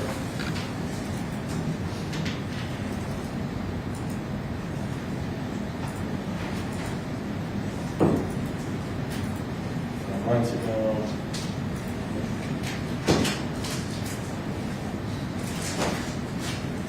So, I mean, you two, I guess their dating policy doesn't lend itself well to trial. But you would agree that the re-release was March 29, 2019.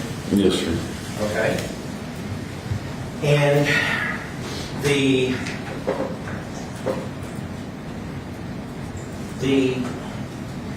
I guess your testimony was that that Moreno was not acting as a disruption in the office at that time. My comment was that his actions did not cause those comments on YouTube. In your opinion. In But my opinion, yeah. Because he wasn't doing anything than causing a disruption directly to the constable. He wasn't going out there and broadcasting this and trying to elicit support from the public. He was making a disruptive thing of business directly at the constable's office, directly to the constable, no one else. I understand, and that's your perception. But you would agree with me that in March of 2019, he had been a disruption in the office. Yes, he was being disruptive, that's correct. And he filed his EEOC complaint in April of 2018. If you look at I guess, number 2 on your EEOC complaint review, Yes, that is correct, based on that. and so these comments and everything else are happening, in response to a video that was reposted in March of 2019. According to your understanding. Okay, yes. And you believe that, and you would agree that regardless of when that video happened, the reposting of it is what caused a lot of these comments, to be popular. Listed in the responses from his followers. And and that was about a year after he had filed the EEOC complaint, and about a year after he had made himself a pretty disruptive presence in the precinct 2. So what are you asking? I'm asking if you agree with that. I don't agree that anything that he did caused those comments. I know, because I guess you socialize with him, you like it, I get it. But what I'm saying is that, and this is where my question is important. He had been disruptive for about a year before these comments are occurring. You would agree with that? I don't know the exact day that he started, so I can't agree with it because I don't recall how long he'd been disrupted. All right. But would you place the time of his disruption at the time he did an EEOC complaint? Yeah, he was being disruptive at that time, that's fine. I agree with that. Okay, so that's April 11th and March 29th or whatever, they're about a year apart. Okay, so that's about a year apart. But it also happened to be that it was a coincidence that that was about a year apart from when the original YouTube video took place and the reposting took place. It's a coincidence. It doesn't mean that the two are correlated with one another. I know, but I guess as a witness, you're not an advocate. I mean, I'm just asking, and I want to get a timeline, because when you testified to it, and I asked you about it just 10 minutes ago, you said that you acted as if he wasn't disruptive at all when all this was going on. But in fact, he would have been disruptive, I'm assuming, before the EEOC complaint. Because these are all the things he's complaining about are the things that you've already said were punishment for him taking FMLA, for him getting fired for lying about his training, for him doing all of those things, that happened before the April 11th, right? Yes, sir. Okay, so it's been more than a year that he's been doing that. Do you know if any of this was reported to the news media? If the news media caught on or knew that he had filed an EEOC complaint? I do not recall, Do sir. you know if they knew he'd been fired? Which time? Right, the first time, I guess, when he was lying about his training. I don't recall. So but it is in your opinion, that these didn't have anything to do with all that disruption he had been doing for the last year or so. That's exactly my opinion. Okay. Your Honor, I can take a break here if that's okay with the court. We're going to recess for lunch until 1:30. How much more do you have with this witness? I don't want him to come back tomorrow. We'll finish it. Okay. All right, we'll finish it after lunch. Yes, ma'am. Thank you.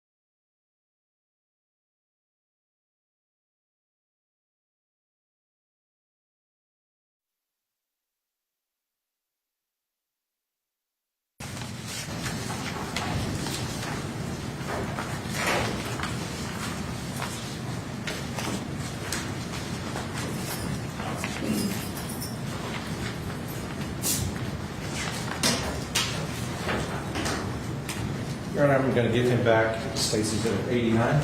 That's your reference. Okay, the EEOC Yes, Your Honor. document.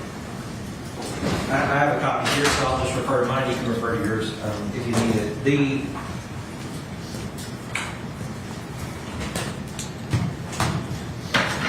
I guess, one of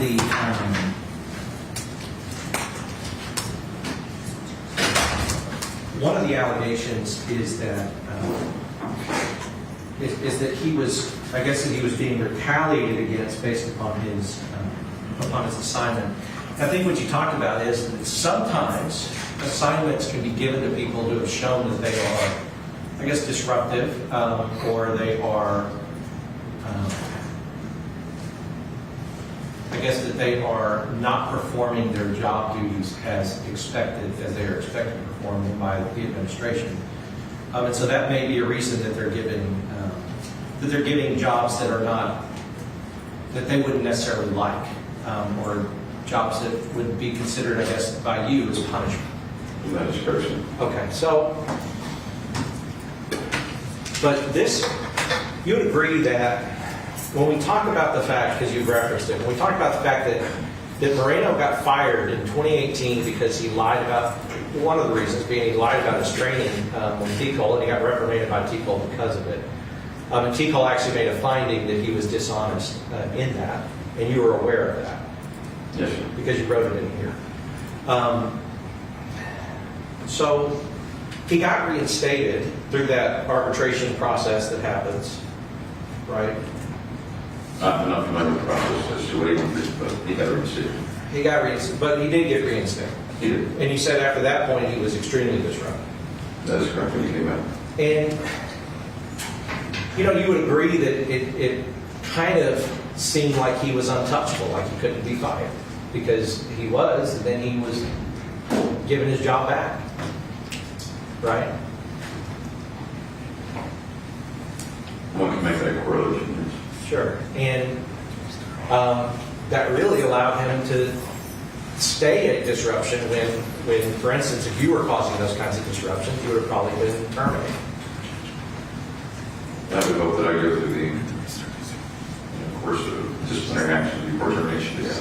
Sure. One could expect that as well. Yeah, I mean, because I'm just taking this kind of the way you were describing it on direct. The way that we're hearing it on direct is that it was causing disruptions, not just for the constable, but for you and for other people who are trying to administer this Precinct 2 office, that his behavior and De La Certe's behavior were causing disruptions in that ability to do that. And typically, as you know, just in the real world, if you do that at your job, you're not going to have that job. You're going to be fired. But he was fired, and then he was given his job back by, I guess, whoever gave it back. And so he's in a position now where he can just do what he wants and not really have a consequence for it. No, you still have consequences. You still have disciplinary actions taken against him. I mean, in the form of writtens and verbals and whatnot, but not to the extent of termination. Right. And I'm a little confused about the different uniforms because I didn't, and it wasn't because of you, it's just I'm confused about the process. He has a picture. I don't know if it was entered, but was the picture entered? Yes. Okay. There's a picture about. No one was security about it. I think it said like bailiff. Oh, yeah. You and I were both right. I'll show you 86. It says like bailiff security. Yes, sir. I guess would that be the front of that uniform or would that be the front of the normal? It was a photo that was designed and made by the constable and given to them. Okay, so, and it has, I guess, the badge of office where It's a generic badge and the patch is it says bailiff security. and that denoted a person who was working as a That had never bailiff. been utilized prior to those two, to my recollection. Okay. There was nothing to distinguish a deputy assigned to a civil district versus somebody that was working at the courthouse or front door until that point. But, I mean, you would agree that the picture doesn't say like dunce on the back of it. It doesn't say anything derogatory, it states the position that they hold. Right, it states that it identifies them to maybe the public or maybe people in the courtroom or anybody else that they are the bailiff responsible for security of the courtroom. That is correct, but they were also forced to wear that in any bike patrol the parking lot, which was never done before that as well. Understood. But because of they were both assigned as bailiff security officers at the time. That is correct, sir. And that is a noble position in Precinct 2 in the sense that it's something Precinct 2 is required to do, is provide bailiff security for Precinct 2 courtroom. It is. And there's nothing derogatory about the position. There's not. Okay, so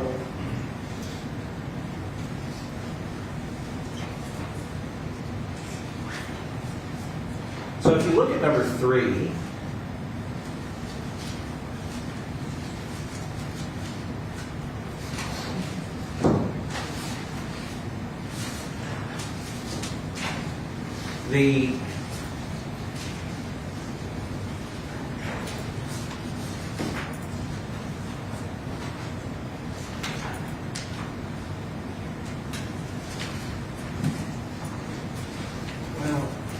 I guess I don't see it here, but maybe you're familiar with this, maybe you're not. But was there a time that he complained that he couldn't go to the bathroom and leave his post without permission, that you remember? And that is correct, because the fact that it was unmanned, that was a security issue, so he'd have to constantly be inside the office to not relieve him, so that he could easily get the restroom. He just couldn't keep it unmanned. And do you remember times when he went to the restroom and the post was unmanned without permission? I can't recall of any, but I'm sure there might have been some. Okay, and I mean, I think that it kind of, and I don't know, maybe it's on some different documentation. So if you don't remember, that's fine. But you would agree that, oh, yeah, that's right.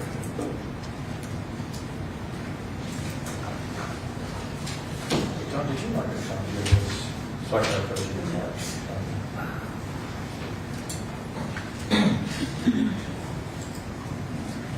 Yes, yes, we do want to come with us. You're not okay?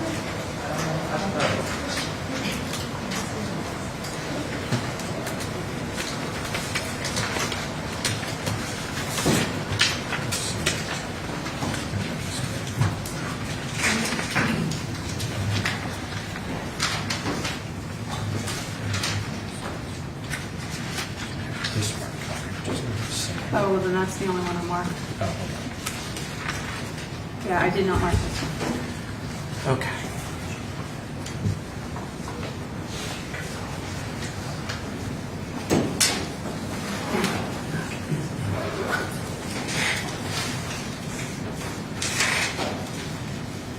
I'm just going to show you a report. Judge, I'm going to mix them order as well.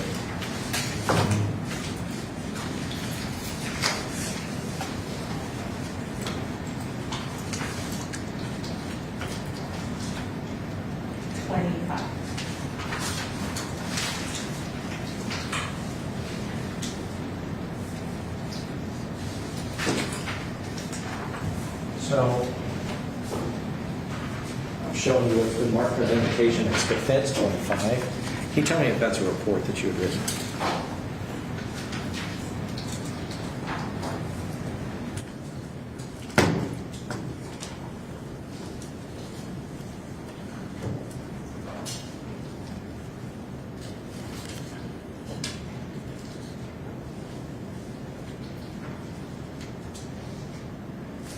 This is a report that I did write. Can you tell us what the date is? It's on August 28th, 2018. Okay, and so I guess, would it be fair to say that what 25 is basically a report where you're describing why it's important that there be coverage if a bailiff or security officer responsible for a courtroom needs to go to the restroom, needs to be post for any reason? It is, sir, and this would have been something only issued and completed at the direct request of the constable. Sure, but everything in there is true, according to your knowledge? According to my knowledge of the policies and procedures at the time, yes. Yeah, I mean, it makes sense, right? Because if you got a bailiff who's responsible for checking people in and out of the courtroom and they walk off to the bathroom, and Ted Bundy could walk in the courtroom while in the bathroom, right? And so you're saying that the report generated makes sense for the content? Well, what I'm saying is that the policy of The policy and procedure, because you said you wrote the report in response to the constable asked you, what's your understanding of policy and procedure? Policy and procedure is when a deputy is responsible for court security. If they leave that post, they have to have cupboards there, because if they leave the post open, then I said Ted Bundy just as an No, I example. didn't understand that. A dangerous person could walk into a court. But what I was referencing is that policy and procedure should be clearly understood, which is why it's policy and procedure, and there shouldn't be a need to write a report to reiterate what policy and procedure already stated. You know, I could tell you that. I could give you that. But I could also say that that's common sense. It's just common sense. That But then you again, like you stated, the constable directed me to do something. I have no other choice but to obey the order of constable. That is not illegal. Sure. And I'm not saying you're wrong to do it. I think that, you know, you go to a court based on like, hey, this is the, just so I'm clear and everybody's clear, this is what the policy is. As far as what's in your head, you wrote out what you believe the policy is, right? And I pretty much reiterated exactly what the policy stated. I didn't do this other than the fact that she wanted to cover her back for whatever reason, because of the fact that he made an issue of it. And this to me would not have been a necessity at all in any office, department, or agency, because it's a junk report.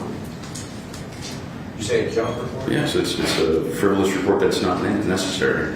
If it's already in the policy and procedures, if there is some sort of disciplinary action that needs to be taken, you've got policy and procedures clearly defining what exactly actions are that have to be taken. And if you violated them, then you take disciplinary action. And you shouldn't have to write a report from a lieutenant's perspective to reiterate something that's already clearly defined as black and white. Well, I understand. I understand your objections to writing the report. But I kind of want to go to something you said within that objection, which is that you basically said that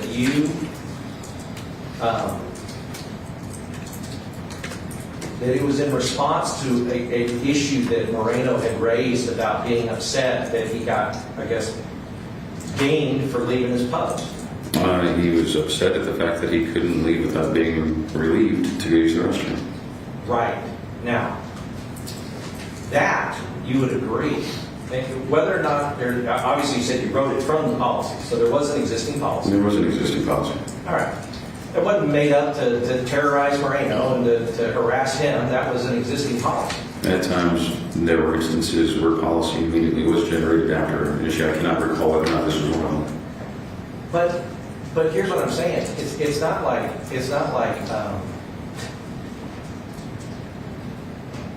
I mean anybody here. I mean you have security officers, you have deputies in here. Everybody knows that if you're on a security post, you can't leave it without somebody else being there. Otherwise, people who are dangerous are going to come in or could come in, and that's a safety issue, right? No, I understand. Yeah, that's correct. And so it's not like, I mean, that's not generated because for Moreno, that's everybody's policy. That's what it should be anytime you have a secured area. Again, I don't know when that policy was enacted. I mean, a guard post, you don't leave your duty unless somebody else is coming to walk the wall for you, because the second you leave and go to the bathroom, you know, that's where everybody comes in. You agree with that? The reason I state that, sir, is because upon Constable Vela taking office, she didn't have a policy procedure which should have already been enacted and ready to go. She was using Constable Flores' policy procedure. It took a while for hers to come out. And throughout her entire tenure in office, she constantly made up new policies and procedures based on specific instances where people had issues with her. And they were implemented, and we had to solve sign and put them in our personnel file. So as of this specific policy, I don't know if it was part of her policy when she finally got one enacted or when it was actually implemented. Okay. But I agree with you that it is common sense that a security post would expect that someone always man. And not even go to the bathroom, should you leave it unmanned? Again, yes, that's reasonable, but I don't know when it became part of her policy. Well, I know, but what I'm saying is we've gone back and forth about this, and it doesn't really matter because it's the right thing to do, right? The right thing to do, if it's not policy, then how can you recommend somebody on it? I understand. So in kind of one of the things you said is when somebody new takes office, sometimes they have to rely on the policies before they can create their own, right? Well, I would have expected that she had it implemented as of the time that she became elected. She had more than enough ample time. She knew who her command staff was going to be. She had time to put that together, to review the existing policy procedure and make adjustments. So what you're saying is that It was almost a year into her first term. she should know before she got into office all the issues with the office? Well, I would believe that she should have ample time to review the policies as they existed, and within that month plus prior to her officially taking off and taking over the office, give reasonable thought as to which ones should still be implemented or which revisions should be made. I understand that you have that opinion, and I think that's been the issue, is that, but can't you see how somebody might need to be in the office to understand, like, okay, here's where we have weak spots, and here's where we need to make policies to correct those? Are you asking for my personal opinion or just in response to that? No, my personal You're giving your opinion. personal opinion to me, so I'm asking it. Well, my personal opinion is that this type of office is a popularity contest. It has no merit as to whether or not the person's capable of doing the duties of the office. Oh, okay, but Okay. now apply your personal opinion to my question. Okay, my personal opinion of the question is that I would have expected that a person that ran a political campaign for as long as it took would know what it would entail as far as winning the office. So you would expect that anybody who is elected to an office that they have not held before should know every issue that's going on inside the office before they get inside the office to see. The only offices she ever worked for were constables' offices, from my understanding. So she should be very familiar with how a constable's office works. I do not know the extent of her law enforcement career, but I can, from my personal knowledge, the majority of it was at a constable's office, so why wouldn't she be aware of it? I mean, but do you believe that that's a failing of hers, that she, when she came into office, that she needed to? It's a lack of experience. It's a popularity contest, which is why she won. I don't believe that she had the ability to perform the functions necessary of a constable. That's right, and that's where we're getting at, and that you didn't believe it, and a lot of people like you in her office didn't believe that. No, I'm talking about at the end of the tenure. I knew nothing about her. I tried to find everything out about her from her command staff that was going to be implemented so that I could understand what kind of boss she was. That's not what we're talking about. We're talking about the beginning. You said that you believe that anybody who's elected to an office they've never held before has to know all the policies and procedures they're going to implement before they even get into the office. Instead of understanding while in the office, okay, we need a policy and procedure that addresses this issue, and be responsive to issues that you see while in the office by making policies and procedures that address that. So you're saying that is ridiculous, that nobody should do that, that if you're elected, you should know everything that there is to know about that office before you get there. So you're saying that would hold true for the office of the president, since he's elected office as well? He has time to figure it out and should know what he's going to do on day one? Yeah, president, DA, everybody, when they get into the office, they have to understand that now there's some issues Your that Honor, we I'm need going to to. have to object to this. I think he's answered the question to the best of his ability. I understand that it's tedious, but thank you. So, regardless, he'll have a complaint that he can't leave his post to go to the bathroom. There's a policy and procedure, and you wrote a report about it, right? That explained the policy and procedure. Yes, I was ordered to write a report, and I basically wrote the policy procedure. I know that. You just asked a question, I responded to it. No, I understand. I'm sorry, I got a headache, but it's not you. But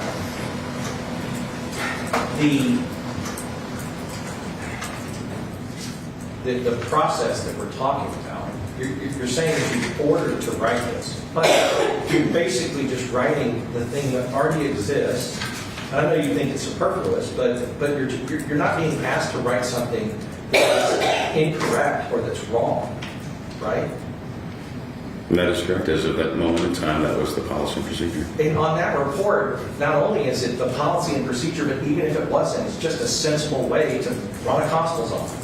Again, I'm not going to go and enforce anything that's not part of policy and procedure, whether at the constable's office or at the county level, because there's no merit to it if it's not written down.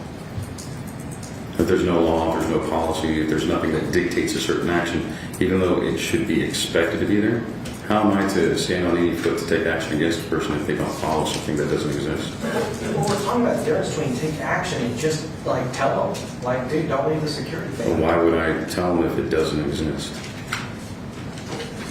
Just because for instance, you asked me why I didn't use common sense to go do an emergency detention on Ryan.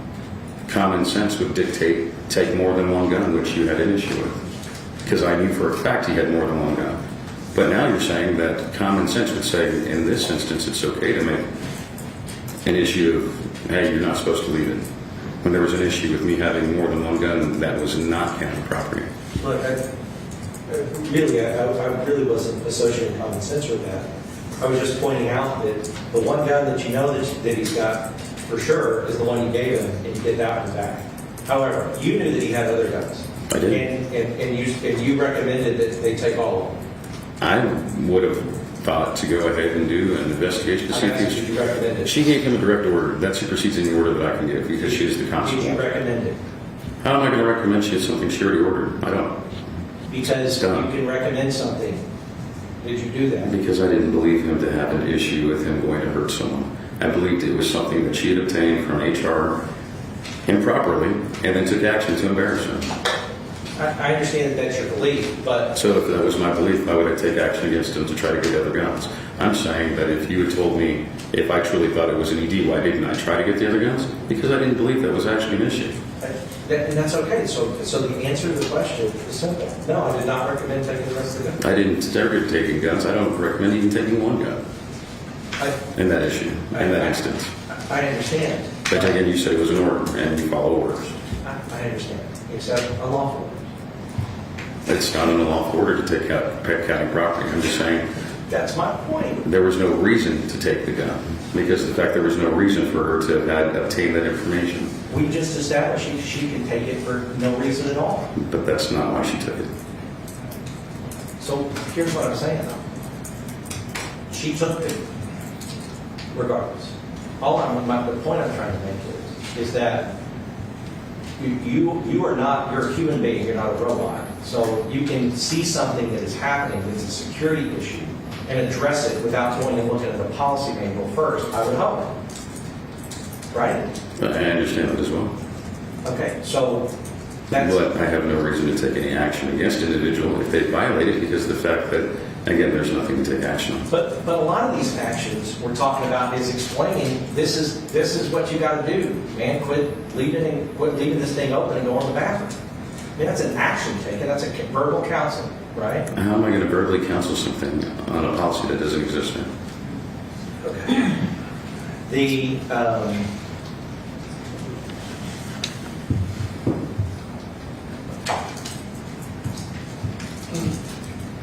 What we were just reading that report, can you tell me what number that is? What report? This is number 25. Okay.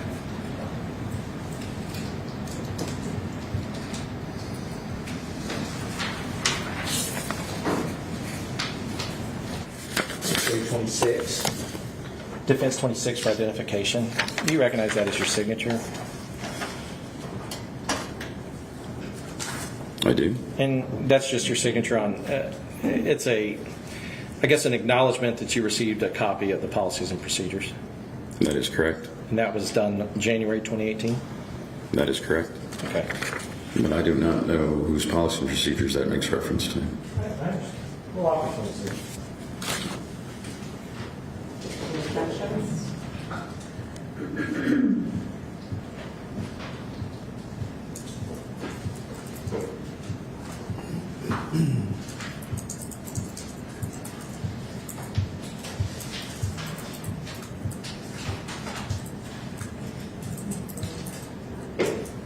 My only concern is relevance.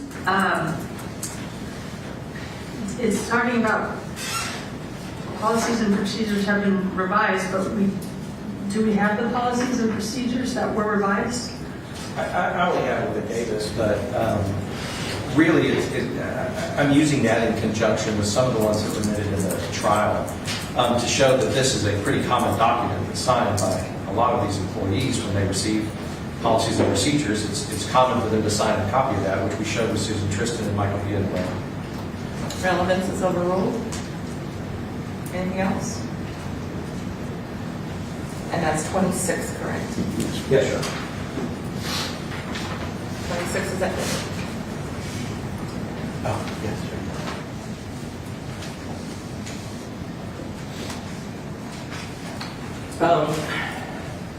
So I want to go to, you talk about when So we've gotten your opinions on what you thought about the EOC. And your personal opinion in reviewing it, based on your personal knowledge, was that the claims made in there were not true claims, they were false. One thing that you also did not mention is that the allegations were my paraphrasing of the EEOC complaint. That's not verbatim taken from the EEOC complaint. Understand? Yeah, I'm sorry. I didn't mean to apply that where I assumed your paraphrase was accurate because you do have attention to detail. Yes, sir. Okay. So but we've established that your personal opinion, based upon your personal knowledge of looking at this, was that those claims that were made were false claims. That those were not true. They did not have merit. That they did not have merit. And then, like, after this period, and this period we're talking about from before April 11th when the EEOC was filed to January of 2019, you would agree that Moreno had been a disruptive, and De La Cerda had been a disruptive presence in the constable's office. And then other individuals as well. Understood. But specifically those two, because you weren't here for the opening statement, but that's the two that the prosecution's focused on. I want to talk about that. That's fine. And then Moreno files for election that he's going to run against the constable. Yes. Right? Now, it sounded like what that when he was, I guess was he working on his campaign while he was supposed to be on duty? I wasn't clear on exactly what was going on. The way that the policy was written is that as of the time that he announced his campaign and formally took action to start it, that as of that point he was no longer allowed to work at the office. And that he had to take a sabbatical of sorts and ask for leave. And he had actually gone and appointed his, I believe it was a treasurer, I don't know the proper terminology or exactly what it was, but that Chris De La Cerda helped run his campaign. And as of that moment, from that point on, he had officially enacted the campaign and as such was in violation of policy by still continuing to work at the office. Sure, but I mean, you would also agree that these are the two people that are causing pretty major disruptions within the office up until that point for about, close to 9 to 10 months before that. In the context of just concentrating those two individuals and not the other ones that I'm aware of as well. Right. Yes, those were two of several. Okay, and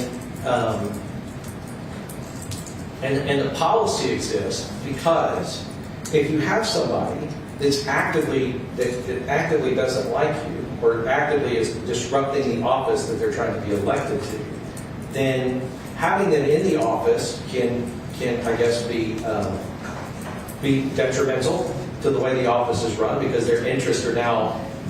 The interest of the person trying to seek the office is to harm the office as much as possible and to make it as dysfunctional as possible. You would agree with that?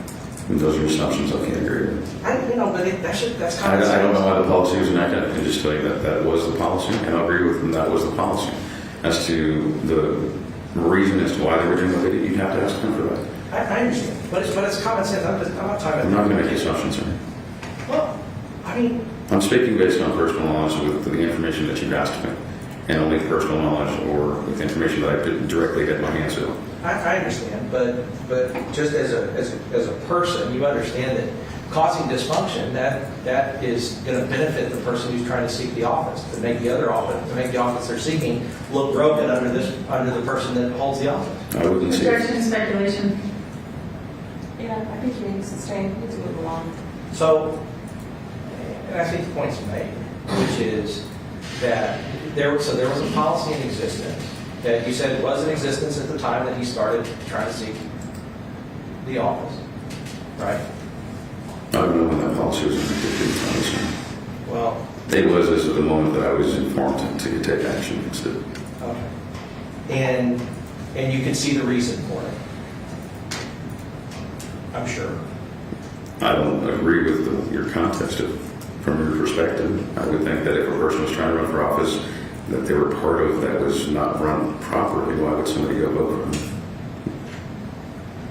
Okay, I get it. But that's true, but this is a person who has already filed an EEOC complaint almost a year before and has, in your words, has been a major disruption in that office throughout, right? Yes, but the EEOC complaint wasn't public knowledge. So why would anybody think negatively of it?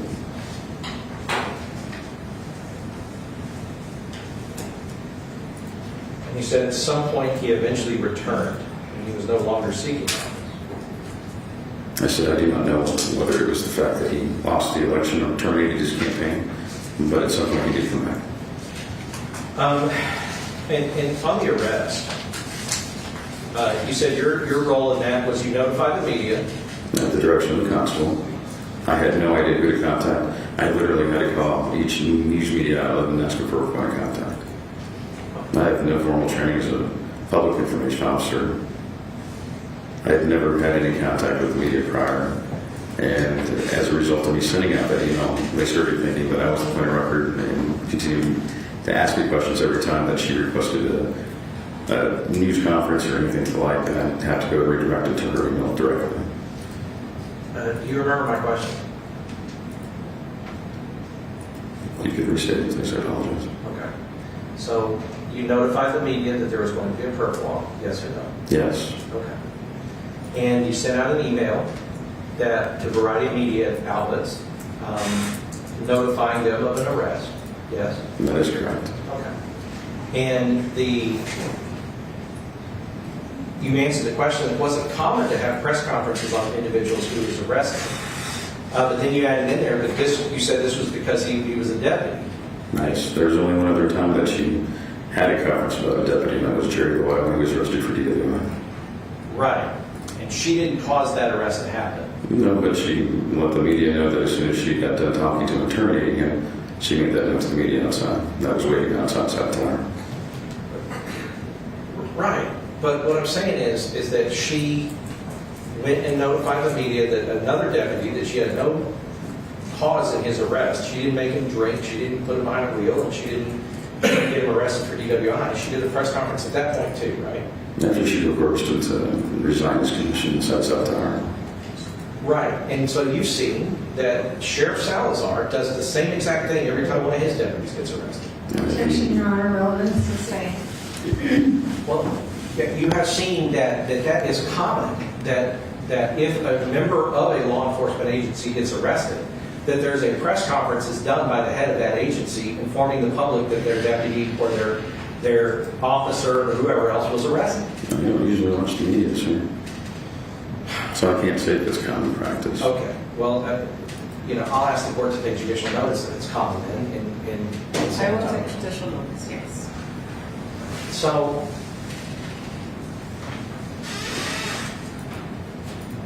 in the perp walk, I guess, perp walk is kind of a time-honored tradition here, in the sense that the news media is often alerted to when a suspect is being taken into custody, so that they can be there to see that suspect. You know that is the case. Okay. I don't know typically when they're contacted or at what point in their arrest it's done. Well, let me ask you this. When she got arrested and the media was notified to go downstairs to Satellite and followed her in shackles down the hallway, did you see that? Objection, Your Honor, relevance. I'm just asking, I'm asking if he saw it, because if he did, then I would impeach the fact that he doesn't know that that's common to do. Did you see that news clip? I didn't, sir. You never saw a news clip. Was she, at the time, was she your boss? I was under the constable at the time, sir. Okay. So, and you didn't concern yourself with... I don't concern myself with things that would directly affect me. Understood. But what I just described, would you call that a perp walk? Of someone being followed with cameras while they're shopping? Yes. Sure, I guess that would constitute a perp walk.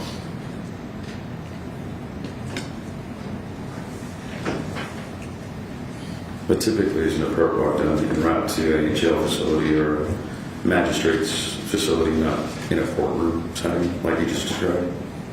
Yeah, I agree. But people are treated differently at different times.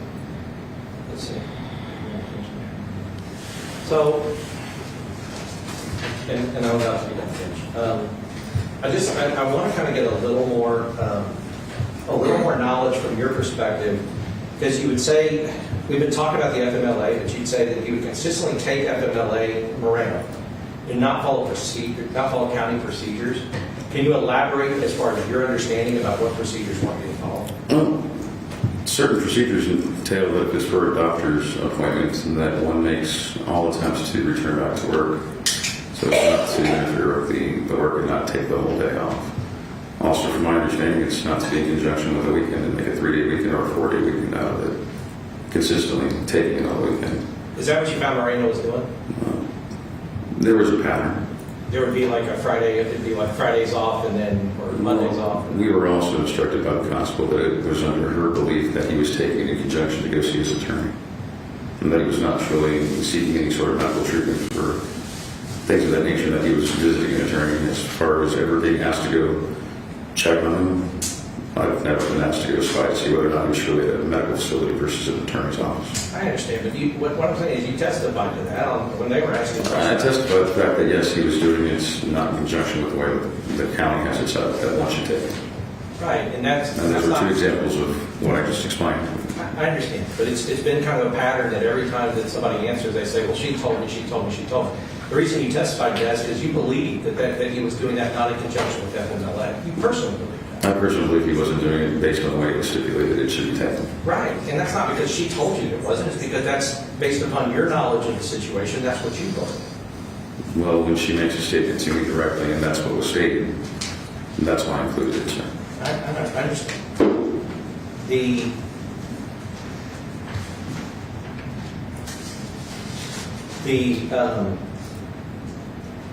One of the things that you, I guess that you mentioned, when you were talking about De La Cerda and Moreno, you said they intentionally tried to mess with the duties of the constable. That was your quote, and you said that was their agenda. I didn't say agenda, I said that's what their actions did. Okay, and you believe that it was intentional. I believe it was intentional because of the fact they knew that their post had been manned, and when their posts were manned, that it caused a strain on those that were trying to serve civil papers out in the various districts. And so that's when we talk about in general terms of disruption. I mean, that's more Yes, specific. that's the disruption that I believe it was occurring. And you thought that was intentionally done. Yes, it was intentional.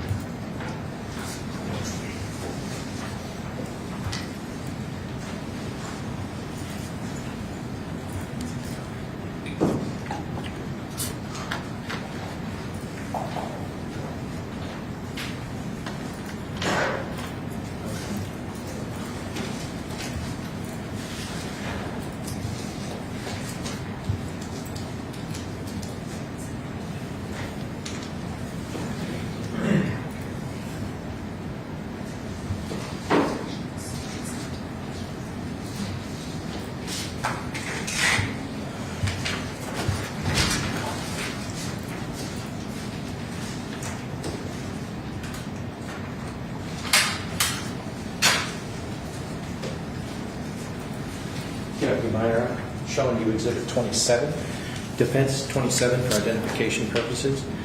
Can you tell me if you recognize that?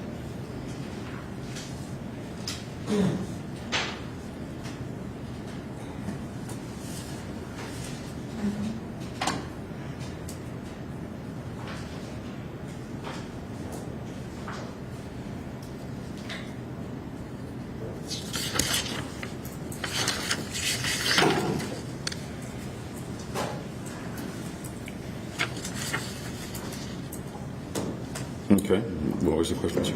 Do you recognize it? I do.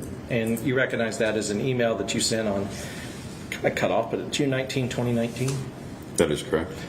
And this email was in reference to Deputy De La Cerda, who I guess you witnessed at HEB on the, was it the 18th? Yes, sir.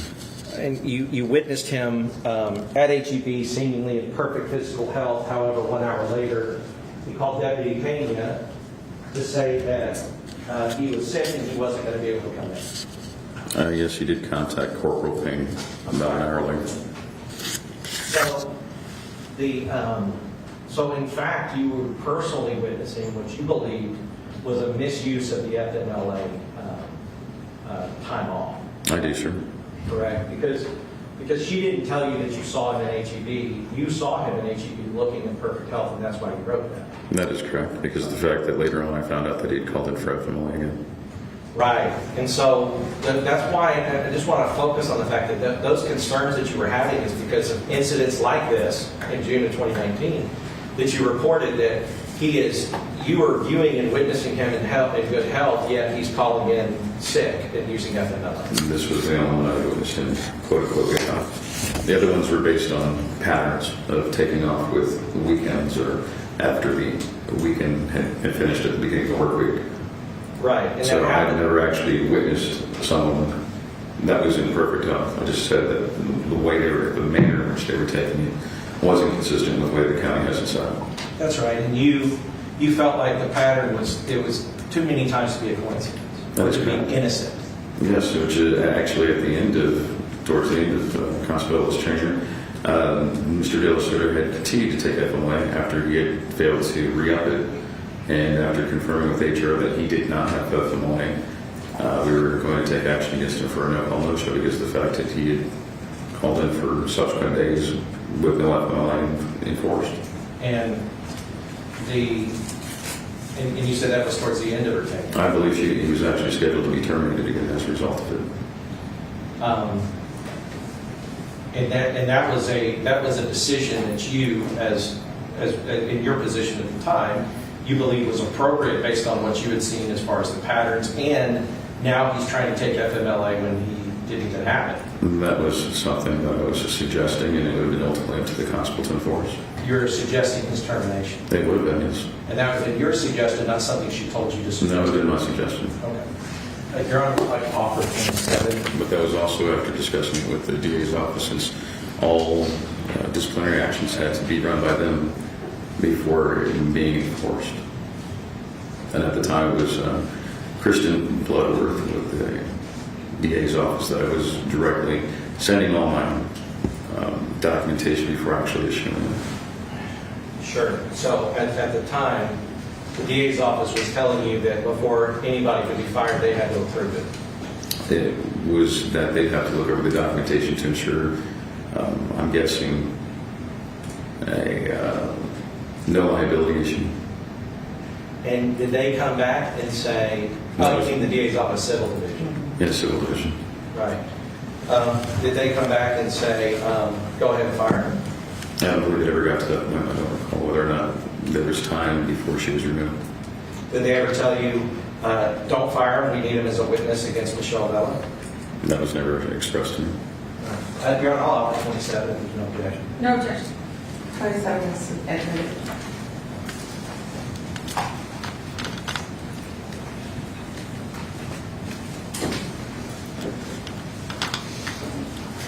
I'll pass witness. Yes. What is the next exhibit number? 104. Your Honor, this is the video of the swearing in.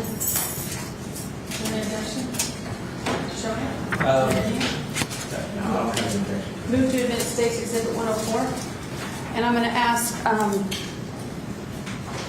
Deputy Minor if you could still the image first so we can identify who's on it before we play that.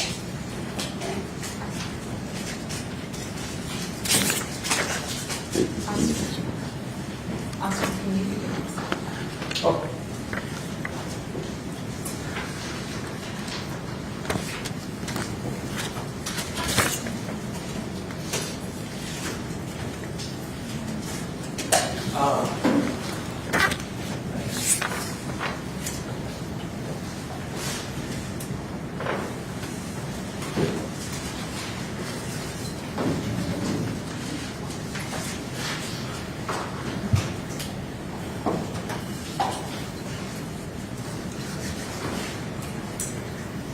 And Your Honor, just so you know, this is actually, you're going to see it's somebody is holding, you can pause that. Somebody is holding a phone and they're filming this video played on a monitor.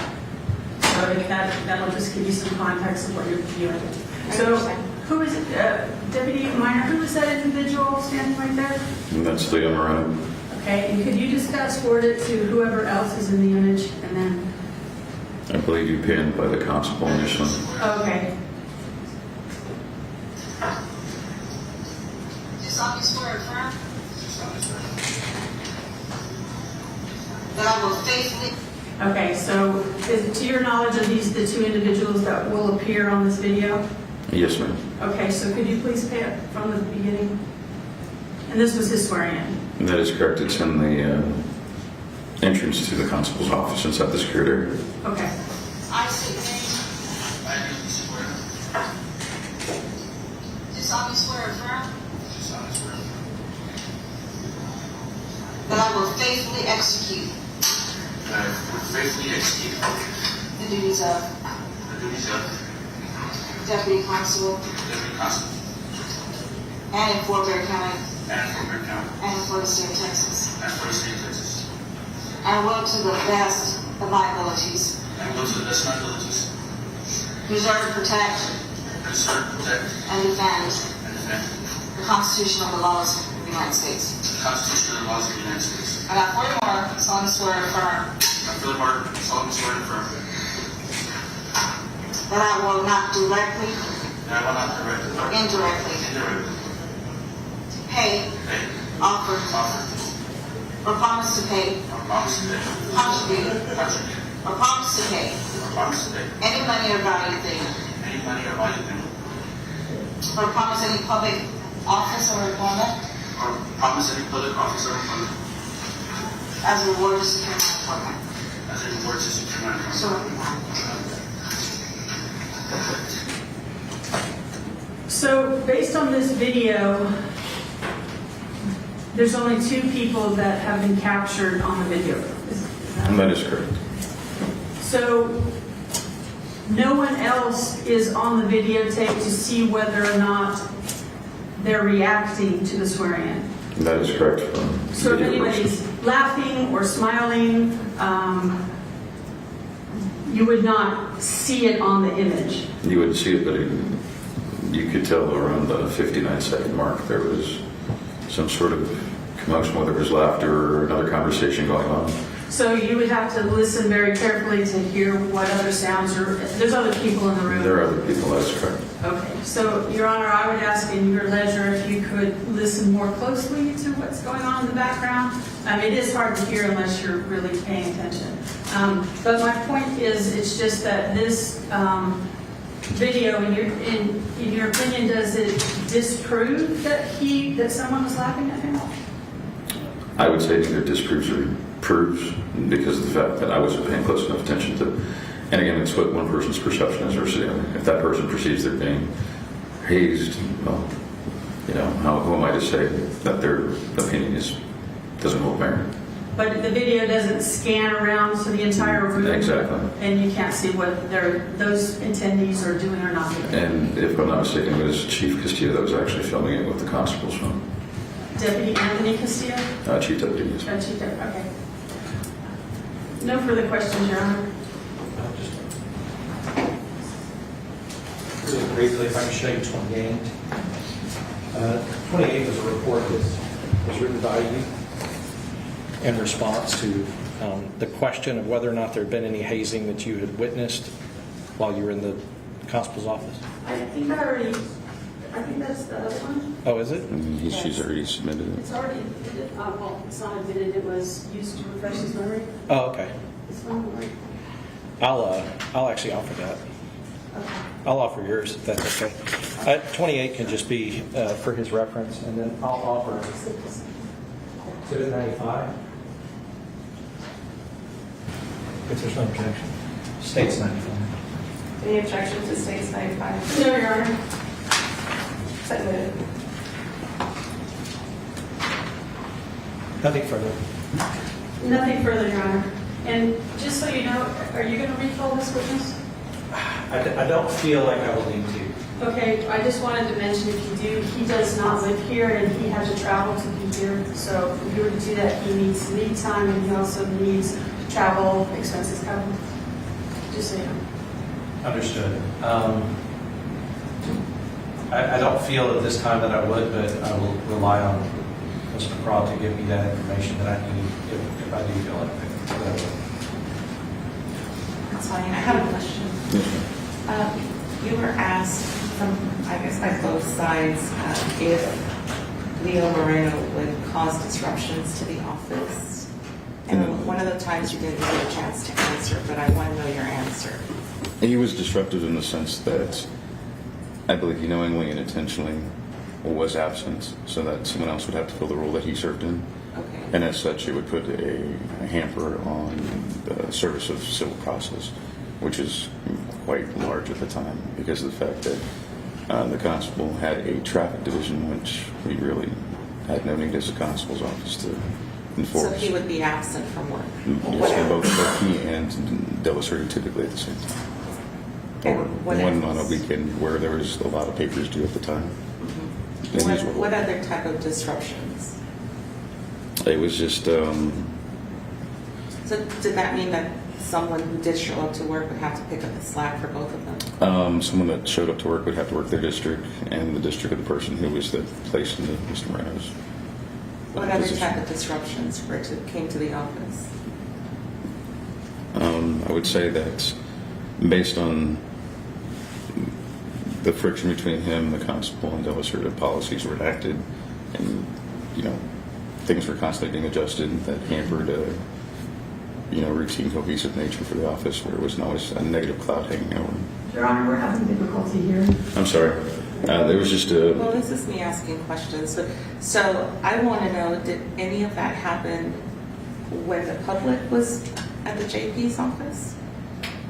With all that infighting, all that? That was usually behind closed doors. Okay.